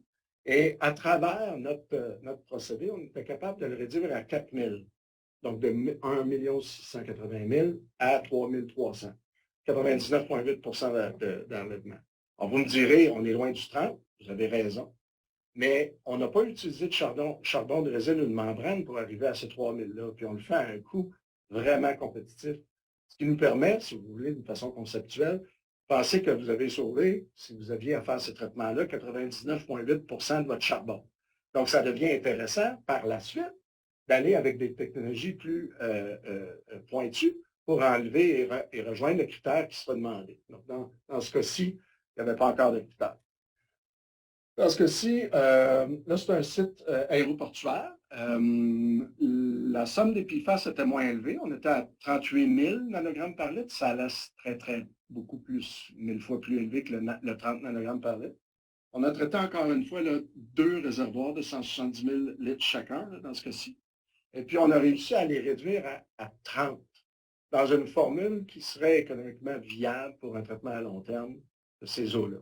Donc, c'est réalisable, c'est faisable de traiter ces eaux-là avec des technologies d'aujourd'hui. Plus complexe, le traitement des sites d'enfouissement ou les lixivia, des sites d'enfouissement. 2 exemples ici, l'un du Minnesota, l'autre de New York. Je vais juste présenter celui du Minnesota. Donc, on voit où c'est placé là, sur la carte. Pour les chimistes dans la salle virtuelle, les lixivia sont très complexes, puis on sait qu'ils fixent les PFAS.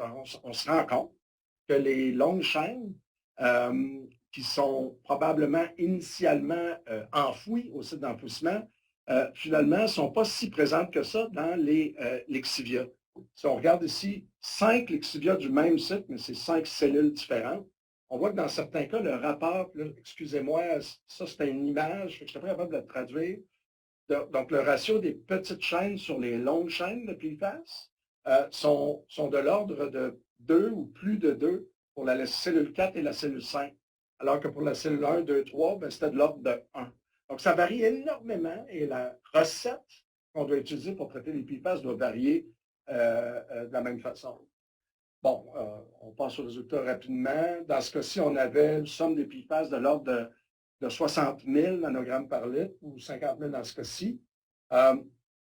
Pour les courtes chaînes, en bleu, on était capable de les réduire très considérablement de 99 %. Pour les longues chaînes, je vous avouerai qu'il reste du travail à faire, mais on en enlève 71 % dans des cas optimisés d'opération, pardon. ce qui nous permet de réduire de 71% par traitement physique seulement la quantité des PFAS courte chaîne, puis d'enlever pratiquement toutes les PFAS de longue chaîne dans le traitement physique également.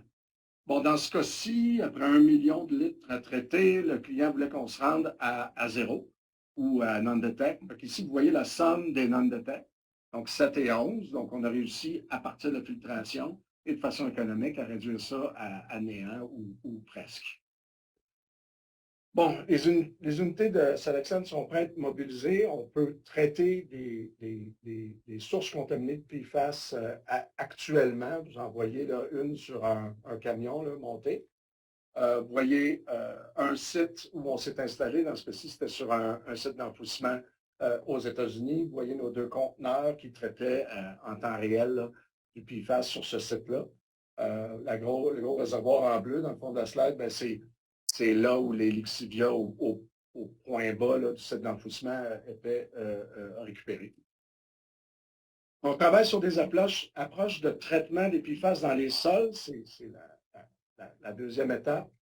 L'idée étant de trouver une méthode où on peut lessiver, cribler, puis après ça, séparer les sols de l'eau, puis après ça, trouver des approches qui sont acceptables pour traiter le sol, soit par destruction, soit par traitement, extraire le plus de PFAS à partir de l'eau, de lessivage du sol, puis après ça, utiliser des techniques de traitement d'eau pour extraire les PFAS de tout cela et de façon à compléter un traitement pour les sols également. Donc ça, c'est dans une phase de démonstration technologique que je vous ai montré précédemment.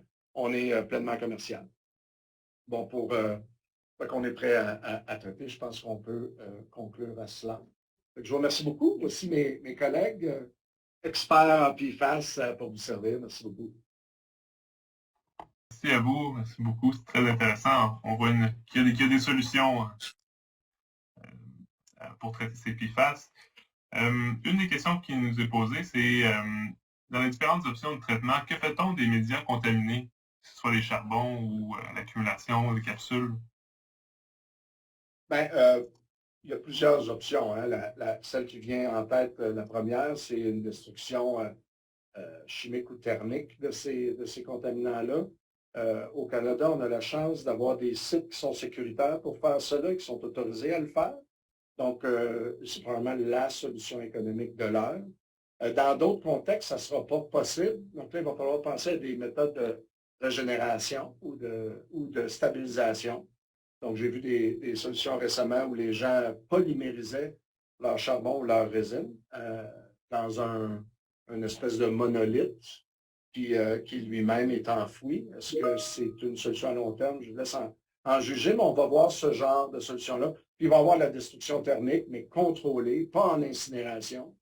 Je pense, et sans en faire la promotion, là, mais ce qui me vient en tête, c'est le supercritical oxidation dans la slide que j'ai monté précédemment, qui cible principalement ça comme un des avenues commerciales pour leur technologie. Et je pense que ça a toutes les chances de fonctionner. On n'a aucun lien avec cette compagnie-là, là, j'en fais pas la promotion, mais voici une solution envisageable. Parfait, merci beaucoup. Bon, pardon. On a des questions. On fait quelle technologie est préférée pour les traitements de PFAS dans les eaux de lixiviation, mais vous venez de le présenter. Actuellement, là, c'est séparation physico-chimique. Après ça, stabilisation, filtration. Puis, dans le premier procédé, ben, l'approche qui semble la plus efficace pour ce genre de contamination-là, de lixivia-là, c'est fractionnement de mousse.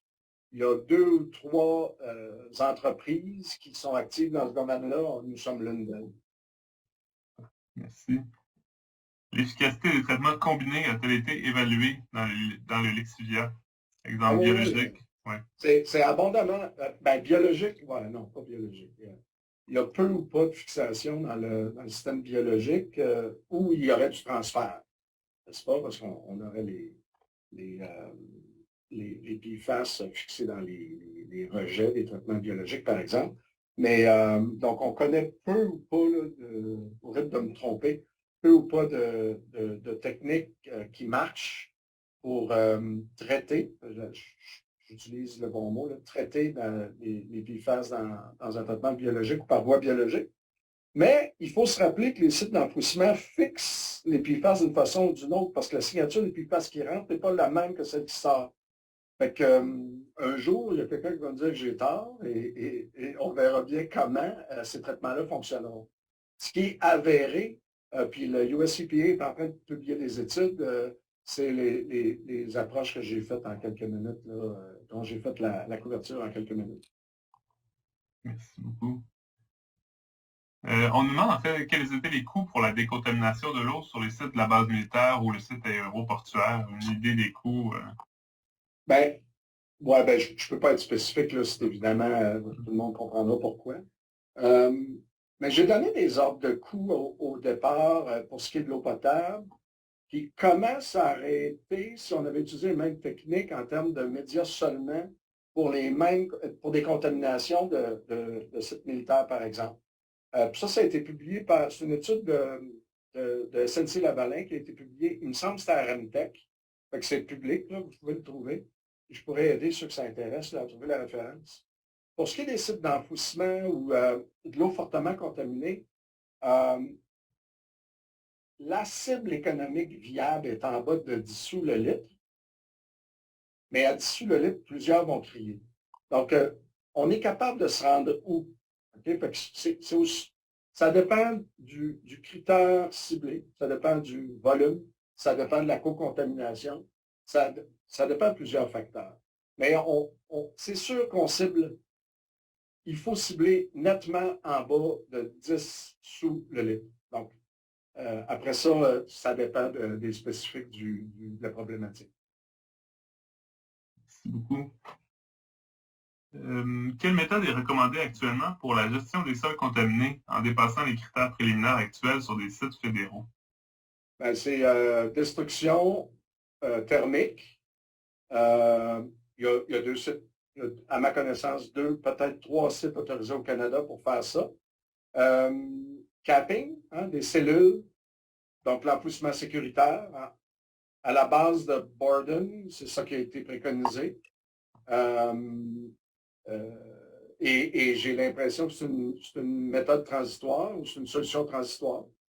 Un jour, il y a une entreprise qui va avoir une super technologie qui va pouvoir gérer cette grosse liability sur le site. Mais pour le moment, ce n'est pas encore envisageable. Quand on parle des milliers de dollars la tonne, là, quand tu as des millions de tonnes, c'est juste tout simplement pas possible. Mais on va trouver des solutions pour y faire, c'est certain. Merci beaucoup. Ça te convient, Martin? On va passer aux questions pour le groupe. Bien sûr, on devrait allumer nos caméras, chers collègues. Exactement. Donc, une question pour le groupe, peut-être M. Sauvé. Santé Canada propose de fixer un objectif de 30 nanogrammes par litre de PFAS total détecté dans l'eau potable. Que pensez-vous de cette cible proposée? Ben, c'est pas une question facile. Marie-Adèle pourra peut-être compléter. Là, elle a quand même étudié beaucoup ces aspects-là.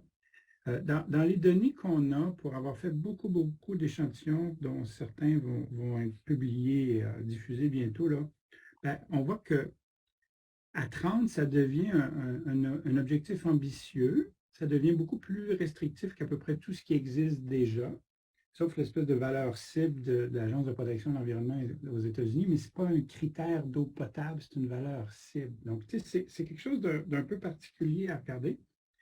Donc, ça deviendrait effectivement un truc assez ambitieux. Moi, j'aime beaucoup l'approche de sommation parce qu'on sort du piège des PFAS qu'on ne connaît pas, de la toxicité relative qu'on n'est pas certaine. Donc, j'aime beaucoup l'approche de sommation qui ne doit pas dépasser 30. Pour moi, le 30, bien qu'il est ambitieux par rapport à ce qui existe déjà, est parfaitement réalisable. Là. On peut y arriver là, avec quelques cas qu'il faudra intervenir pour faire des choses, mais pour moi, il est parfaitement réalisable. Je suis d'accord avec toi.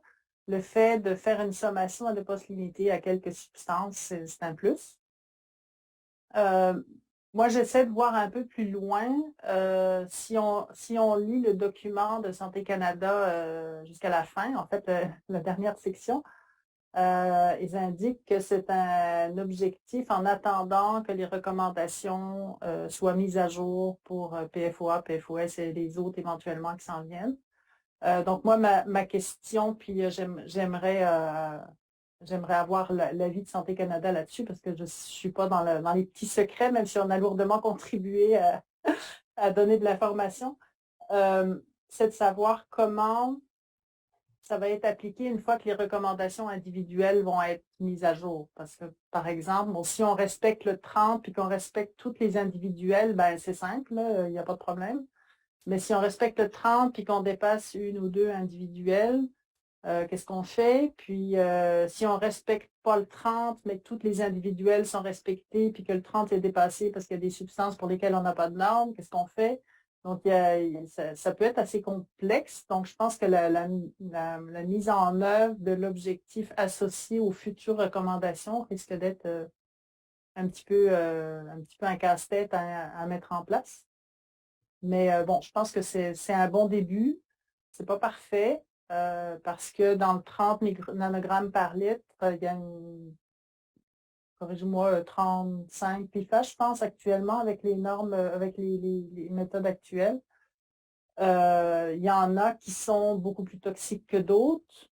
Donc, si vous avez une valeur élevée du PFBA versus une valeur faible du PFOS, vous allez dépasser l'objectif, mais ça ne veut pas dire que c'est problématique. Donc, ça peut être assez complexe, mais je pense que c'est un gros pas en avant. Puis, j'espère que ça va se mettre en place. Merci. Il y a des PFAS gazeux tels que le CF4 et le C4FN utilisés par l'industrie électrique. Sont-ils moins persistants et moins toxiques par leur forme gazeuse? Pour être honnête, moi, je n'ai pas travaillé avec ces formes-là. C'est très petit. Je n'ai pas beaucoup d'informations validées à fournir au niveau gazeux. Je pense qu'au niveau atmosphérique, Marie-Odile l'avait évoqué, je pense que c'est plus le particulaire et tout ce qui est associé aux particules qui va voyager. Et les questions de quand on brûle, quand on incinère, quand on brûle autre chose, c'est plus là que j'ai des interrogations. Mais au niveau des formes gazeuses, désolé, là, mais ça sort de ce que je maîtrise bien. Je pense que le CF4, c'est ce qu'on appelle les hexafluorocarbones, là, qui sont juste du carbone et du fluor. Je ne suis pas certaine si ça fait partie des PFAS ou non, là, parce que les définitions ont tendance à être un peu mouvantes.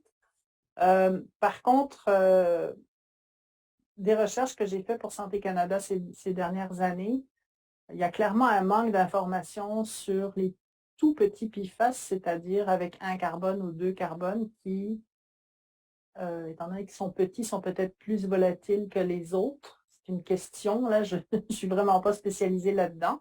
Donc, il y a peut-être une inquiétude à avoir là-dessus, mais à ma connaissance, il n'y a pas vraiment d'informations.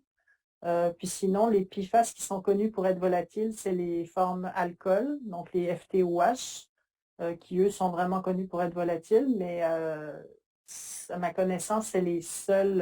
Eux, par contre, ont la particularité d'être transportés sur des longues distances et ensuite de se couper, donc de perdre la partie alcoolique et de se retransformer en, corrige-moi Sébastien, en PFOA ou PFOS ou quelque chose du genre.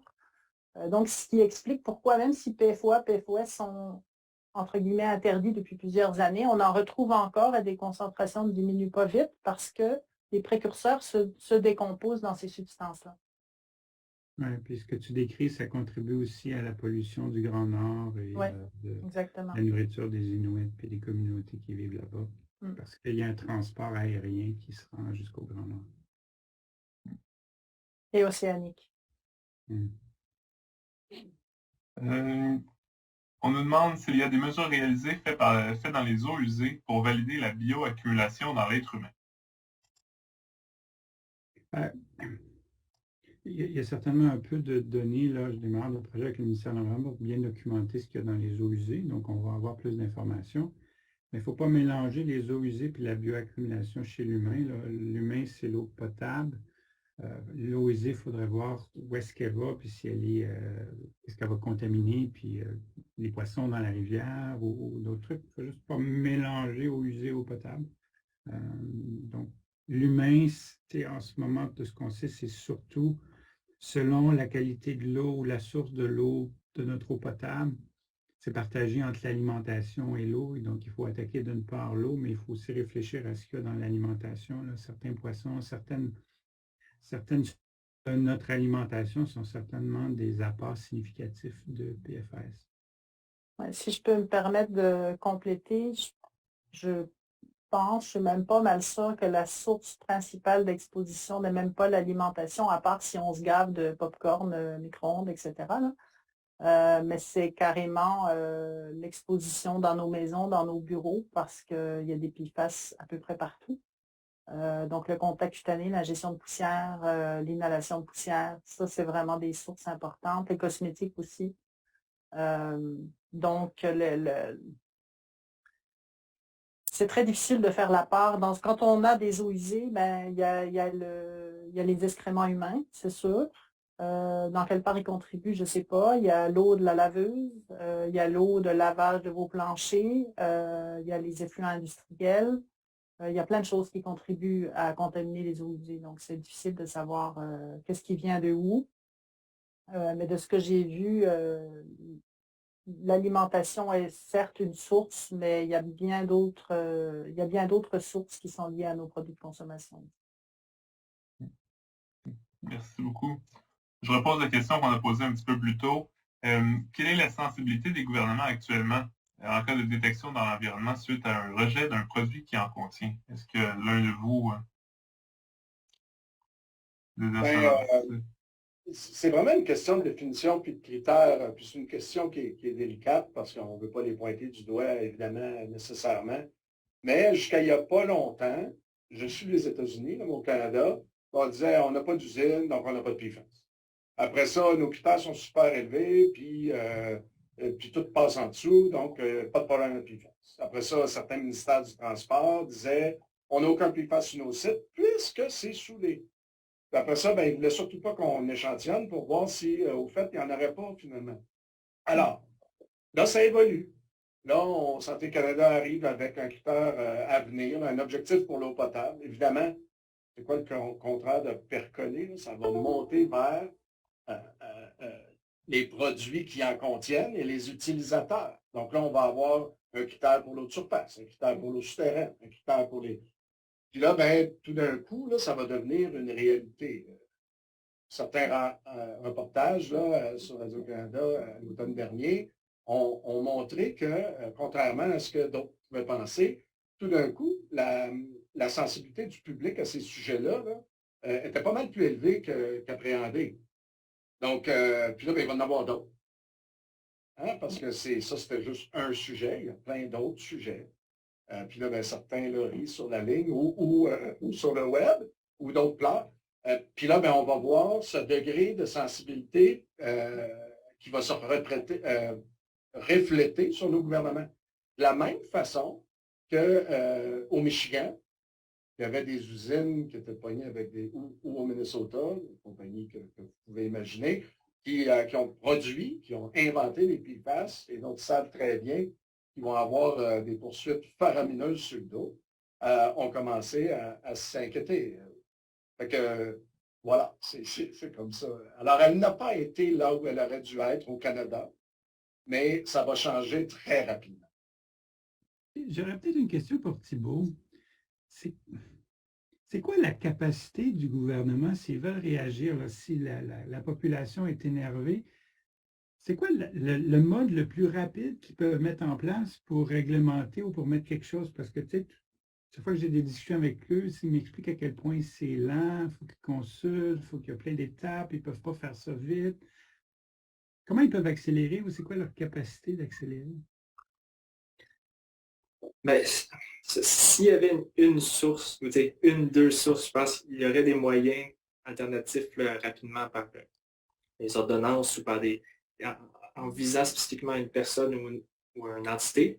Mais c'est sûr que vu que les sources sont diffuses dans tous les produits, tout ça, je vois difficilement une réaction rapide qui peut être faite. Parce que justement, le plus court, une modification du règlement sur la qualité de l'eau potable, un préavis de 45 jours dans la Gazette officielle, puis on le lance tout de suite si on ne fait aucune consultation. Tu sais. Mais c'est le plus court qui arrive quasiment jamais. Mais je ne vois pas, dans un problème comme ça qui est justement très peu ciblé et trop diffus, une réaction rapide du gouvernement à modifier toutes ces normes et critères qui viennent avec, je ne vois pas de mécanisme rapide de leur cas pour y arriver, en tout cas. Si je peux me permettre de Oui. faire du millage aussi sur la réponse de tout à l'heure, c'est que je pense qu'il y a un problème que je pourrais appeler d'étiquetage, c'est qu'on ne sait pas dans quel produit il y a des PFAS. Si vous achetez du fond de teint, ce n'est pas écrit dessus contient des PFAS. Ou alors ça va être écrit ne contient pas de PFOS. Oui, mais il ne contient peut-être pas de PFOS, mais il en contient plein d'autres. Un peu comme sur les poils aussi, ça va être ne contient pas de PFOA. Ben non, mais il contient tous les autres. Donc, je pense que pour le consommateur, comme pour l'industrie qui achète des produits, qui utilise des produits, je ne suis pas sûre que les gens savent qu'ils utilisent des produits qui contiennent des PFAS. Puis ça fait partie du problème aussi. C'est que même une entreprise de très bonne volonté n'est peut-être tout simplement pas au courant qu'elle en utilise et qu'elle en rejette. C'est ça, donc, en théorie, effectivement, on dit que dans la loi sur l'emballage et l'étiquetage des produits de consommation, on doit écrire les renseignements qu'on connaît qui permettent aux consommateurs de faire un choix. Là, comme tu dis, si l'entreprise est elle-même pas particulièrement au courant de tous les PFAS qu'il y avait dans ses produits, c'est difficile de le déclarer. Mais c'est que les substances ne sont pas identifiées comme PFAS, elles ont toutes des noms à coucher dehors, là, puis faut vraiment être chimiste pour savoir que c'est un PFAS ou que ce n'en est pas un. Donc, ça rentre dans les ingrédients à des concentrations minimes qui passent inaperçues, tout comme les phtalates, tout comme plein d'autres substances toxiques, mais qui sont jamais listées parce que c'est pas obligatoire. C'est obligatoire sur des aliments, mais pas sur des autres produits. C'est ça, puis il n'y a pas de réglementation. C'est pas, à part les espèces de clauses parapluies que rien ne doit être nocif, rien ne doit être dangereux, il n'y a pas grand-chose. On nous demande si on peut s'attendre à une approche similaire à celle appliquée aux dioxines et furanes avec des facteurs d'équivalence de toxicité. C'est quelque chose qui a été envisagé. Il existe des facteurs d'équivalence qui ont été conçus, basés sur la toxicité du foie, sur le foie. Ceci dit, mettons, quand Santé Canada a fait ses normes en 2018, il avait retenu le foie comme organe cible parce qu'à ce moment-là, c'était parmi les choses les plus fiables de la science. Puis bon, très rapidement, genre l'année suivante, on s'est aperçu que c'était pas le pire. Fait qu'on a changé de bord, puis les autres organismes ont regardé des autres effets. Puis c'est une approche, mais c'est pas une approche pour l'instant, à ma connaissance, là, qui est vraiment applicable parce qu'il y a trop de variations, trop d'incertitudes, puis on n'a pas les données pour se faire cette approche-là. Donc, c'est quelque chose qui peut, je dis pas que ça va jamais se faire, ça va peut-être se faire plus rapidement que je pense, mais je suis pas sûre que ça va se faire à court terme. Il faut souligner aussi que il y a beaucoup de dioxine de furane, de VPC, mais il y a un nombre quand même connu, Limité, on les connaît. Les PFAS, selon les sources, c'est entre 5, 10 ou plus. Donc, entre 5 000 et 10 000 molécules variées. Donc, ultimement, d'avoir un facteur d'équivalence pour les 10 000 molécules, c'est à peu près pas possible.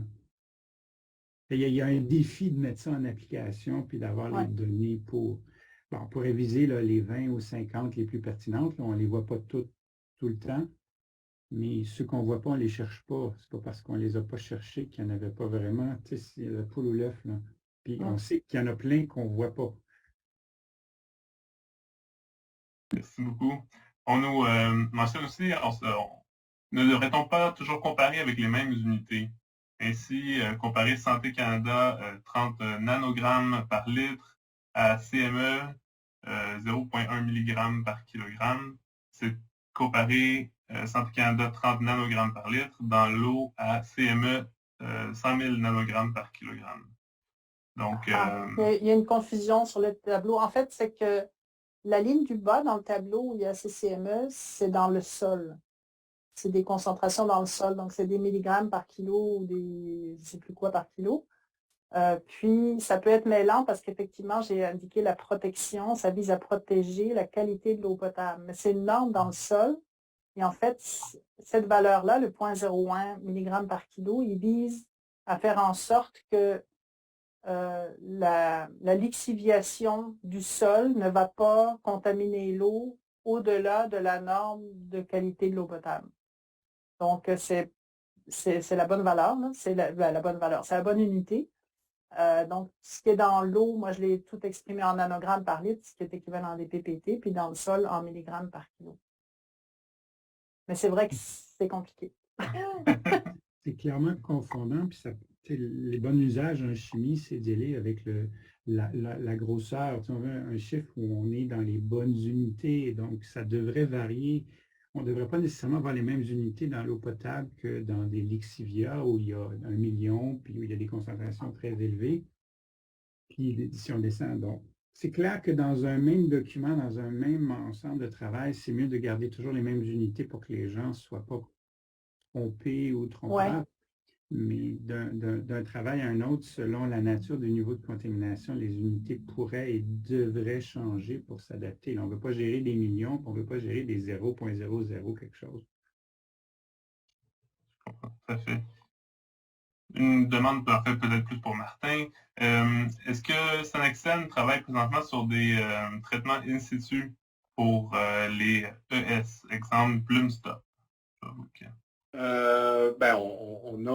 On est bien au fait ces approches-là. Historiquement, au Québec, ces approches-là ont vu moins d'adoption à cause des critères qui devaient être rencontrés lors de rémédiation. Hein. Si on doit absolument garantir un traitement, des approches comme celle-là ne sont pas toujours possibles, mais elles sont très bonnes et très efficaces, surtout dans le cas où on n'a pas accès au site. Par contre, pour les PFAS actuellement, on n'a pas utilisé du tout ces techniques-là, à moins que pour fixer des PFAS dans l'eau, on a utilisé un petit peu, spiker des eaux avec des charbons microniques plutôt que granulaires. Et ça marche très bien. Donc, on les a utilisés, mais dans des contextes industriels, pas. Mais je suis sûr que ça va venir. Puis on collabore avec ces gens-là qui fournissent ces solutions-là parce qu'elles sont très complémentaires à ce qu'on fait. Merci beaucoup. Plusieurs normes de certification des emballages compostables prescrivent un seuil maximal de composés organiques fluorés, totaux de 100 ppm. Ce seuil vous apparaît-il raisonnable basé sur vos recherches? Je ne sais pas qui peut répondre à cette question-là. Moi, je n'ai pas l'autorité pour répondre à cela. Ce n'est pas mon domaine. Déjà, pour moi, quand on parle de PFAS et où on est dans des unités de nanogrammes par litre, des 100 ppm, c'est énorme. Et donc, c'est clair que si on veut corréler le 30 nanogrammes par litre qui est proposé comme objectif de Santé Canada, 100 ppm, c'est plusieurs ordres de grandeur plus élevés. Donc, pour moi, ce n'est pas cohérent. On peut pas avoir 100 ppm de maximum dans les emballages pour la nourriture et 30 nanogrammes par litre dans l'eau qu'on boit. Moi, ce n'est pas cohérent. Il y a un niveau d'exposition par les emballages qui est plusieurs ordres de grandeur plus élevés. Merci beaucoup. On arrive dans les dernières questions, quelques-unes qui reviennent. Là. Donc, combien y a-t-il de laboratoires accessibles pour faire analyser des PFAS dans l'eau, dans le sang, et combien coûtent actuellement ces analyses au Québec? Donc, si je ne me trompe pas, au Québec, il n'y a pas vraiment Ben, j'ai un petit doute tout à coup, mais c'est sûr qu'en contactant les laboratoires qui font affaire au Québec, vous allez pouvoir savoir s'ils font l'analyse sur place ou s'ils sous-traitent. Oui, il y en a plusieurs qui le font, effectivement. Ça prend un certain temps là, au marché à s'adapter, Ouais. mais puis effectivement, un lab aux États-Unis était la référence il y a 2-3 ans, mais là, ça a changé. Mais dans la question, ça a dit 100. Il y avait mais il y a 100. Oui. Dans le 100, c'est pas mal plus exotique, n'est-ce pas, Sébastien? Ben, comme je réponds à tout le monde, nous, on le mesure dans à peu près tout, mais c'est un laboratoire universitaire, c'est l'exploration. Bon, habituellement, ce qui mesure pour les PFAS, ça va être plus le sérum ou le plasma que le sang complet. Ça se fait, mais je pense que là, il faut être dans des laboratoires spécialisés, là, soit en toxicologie ou des laboratoires ça se universitaires. fait. Il y en a un dans l'Ouest qui le fait certain et je crois qu'Eurofin commence à le faire aussi. C'est ce qu'on mentionne dans le chat. Ouais. En fait, Eurofin fait PFAS font le sol et l'eau chez Environex, puis Lancaster ferait les tissus biologiques. Et les tissus biologiques, souvent, c'est ce qui est plus fréquent, ça va être le poisson, la chair, la viande. Donc, peut-être qu'il faut. Et là, j'ai aucune idée s'ils font le plasma ou le sang, mais c'est un niveau de difficulté un peu plus élevé que de la chair de poisson, par exemple. Et on prendrait peut-être la dernière question, ça vous convient? Avec les méthodes d'analyse actuelles avec un maximum de 40 substances, est-il possible d'effectuer une extrapolation pour considérer la sommation de tous les PFAS présents et ainsi s'assurer qu'on considère la majorité des substances réellement présentes? Question compliquée. C'est à toi ça. Ben, je pense pas, on peut pas extrapoler parce que si on a une usine, prenons un exemple d'une usine qui utilise un procédé particulier avec un nouveau PFAS qui est très utile pour son procédé à elle, pour ce qu'elle utilise, et que c'est ça qui est rejeté dans l'environnement, ben, si on ne mesure pas cette molécule-là, on pourrait avoir des échantillons, dire hey, c'est super propre, ici, il n'y a pas de problème, faites ce que vous voulez avec ces échantillons-là. S'il n'y a pas la molécule qui est dans le nouveau composé, etc. Donc, ce n'est pas toujours proportionnel et au contraire, c'est rarement proportionnel. Sauf un petit peu ce qui va être le bruit de fond quotidien de tous un chacun à la maison. Ça va être un bruit de fond où ce serait valable. Mais pour ce qui est industriel de procédé, c'est vraiment du cas par cas selon l'usine, selon le procédé. Oui. Site par site, cellule par cellule, ça va varier. Fait qu'on peut absolument pas, là, sur le plan statistique, là, se fier à une telle extrapolation, malheureusement. Merci beaucoup. Je vois qu'il me reste 2 questions qu'on n'a pas répondues. Il est 11h57. Je vous la pose rapidement, puis on arrête ça ensuite. Faut-il s'attendre à une cible dans les eaux usées et industrielles et dans le compost, par exemple? Je fais juste pour le calcul. Là. Ben oui, les Américains sont en train de travailler là-dessus. Ça va prendre un certain temps. C'est sûr que ça s'en vient. C'est clair. On réglemente à peu près tout dans nos eaux usées. Puis les composts peuvent servir éventuellement dans des potagers, dans des milieux agricoles. Donc, il faut. Ben oui. Des normes BMQ peut-être même. Absolument. Puis c'est à partir des projets, les projets que le ministère veut faire et que j'essaie de faire avec eux, c'est faut trouver l'information nécessaire, mais c'est pas juste de mesurer dans les biosolides. Il faut voir le transfert sol-plante, il faut voir si ça se dégrade dans les sols, il faut évaluer le risque que ce qu'on a mis dans les sols va lixivier vers la nappe phréatique, vers des puits. Donc, il y a plein d'aspects à regarder. La bioaccumulation dans les vers de terre, on sait que ça se bioaccumule dans les vers de terre. Et qu'est-ce que ça veut dire pour les oiseaux? C'est pas simple. Oui, mais ça ne peut pas se faire très rapidement. Mais ça va se faire. Étienne, peut-être rappeler que les présentations et l'enregistrement vont être disponibles. Je ne sais pas trop comment, mais elles le seront. Effectivement. Les diaporamas vont être partagés donc, avec les participants dès que j'aurai les diaporamas en main, là, sûrement aujourd'hui ou demain. Et donc, pour ce qui est de l'enregistrement, il sera disponible sur notre académie en ligne par la suite.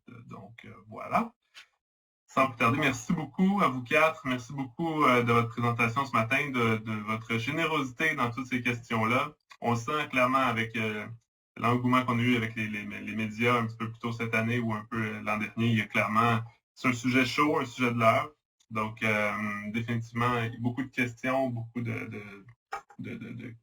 choses à prévoir à cet effet-là. Donc, merci beaucoup à vous quatre. Je vous rappelle, donc, on avait avec nous Sébastien Sauvé, professeur à l'UDM, Marie-Odile Fouchécourt chez Sonexen, M. Thibault Daou de chez Daigneault Avocat et bien sûr Martin Bureau chez Sonexen aussi. Merci beaucoup à tout le monde. N'hésitez pas, si vous avez des questions, à nous les transmettre. Je peux aussi les diriger aux bonnes personnes. Merci, au revoir. Merci, au revoir. Merci à vous, le monde.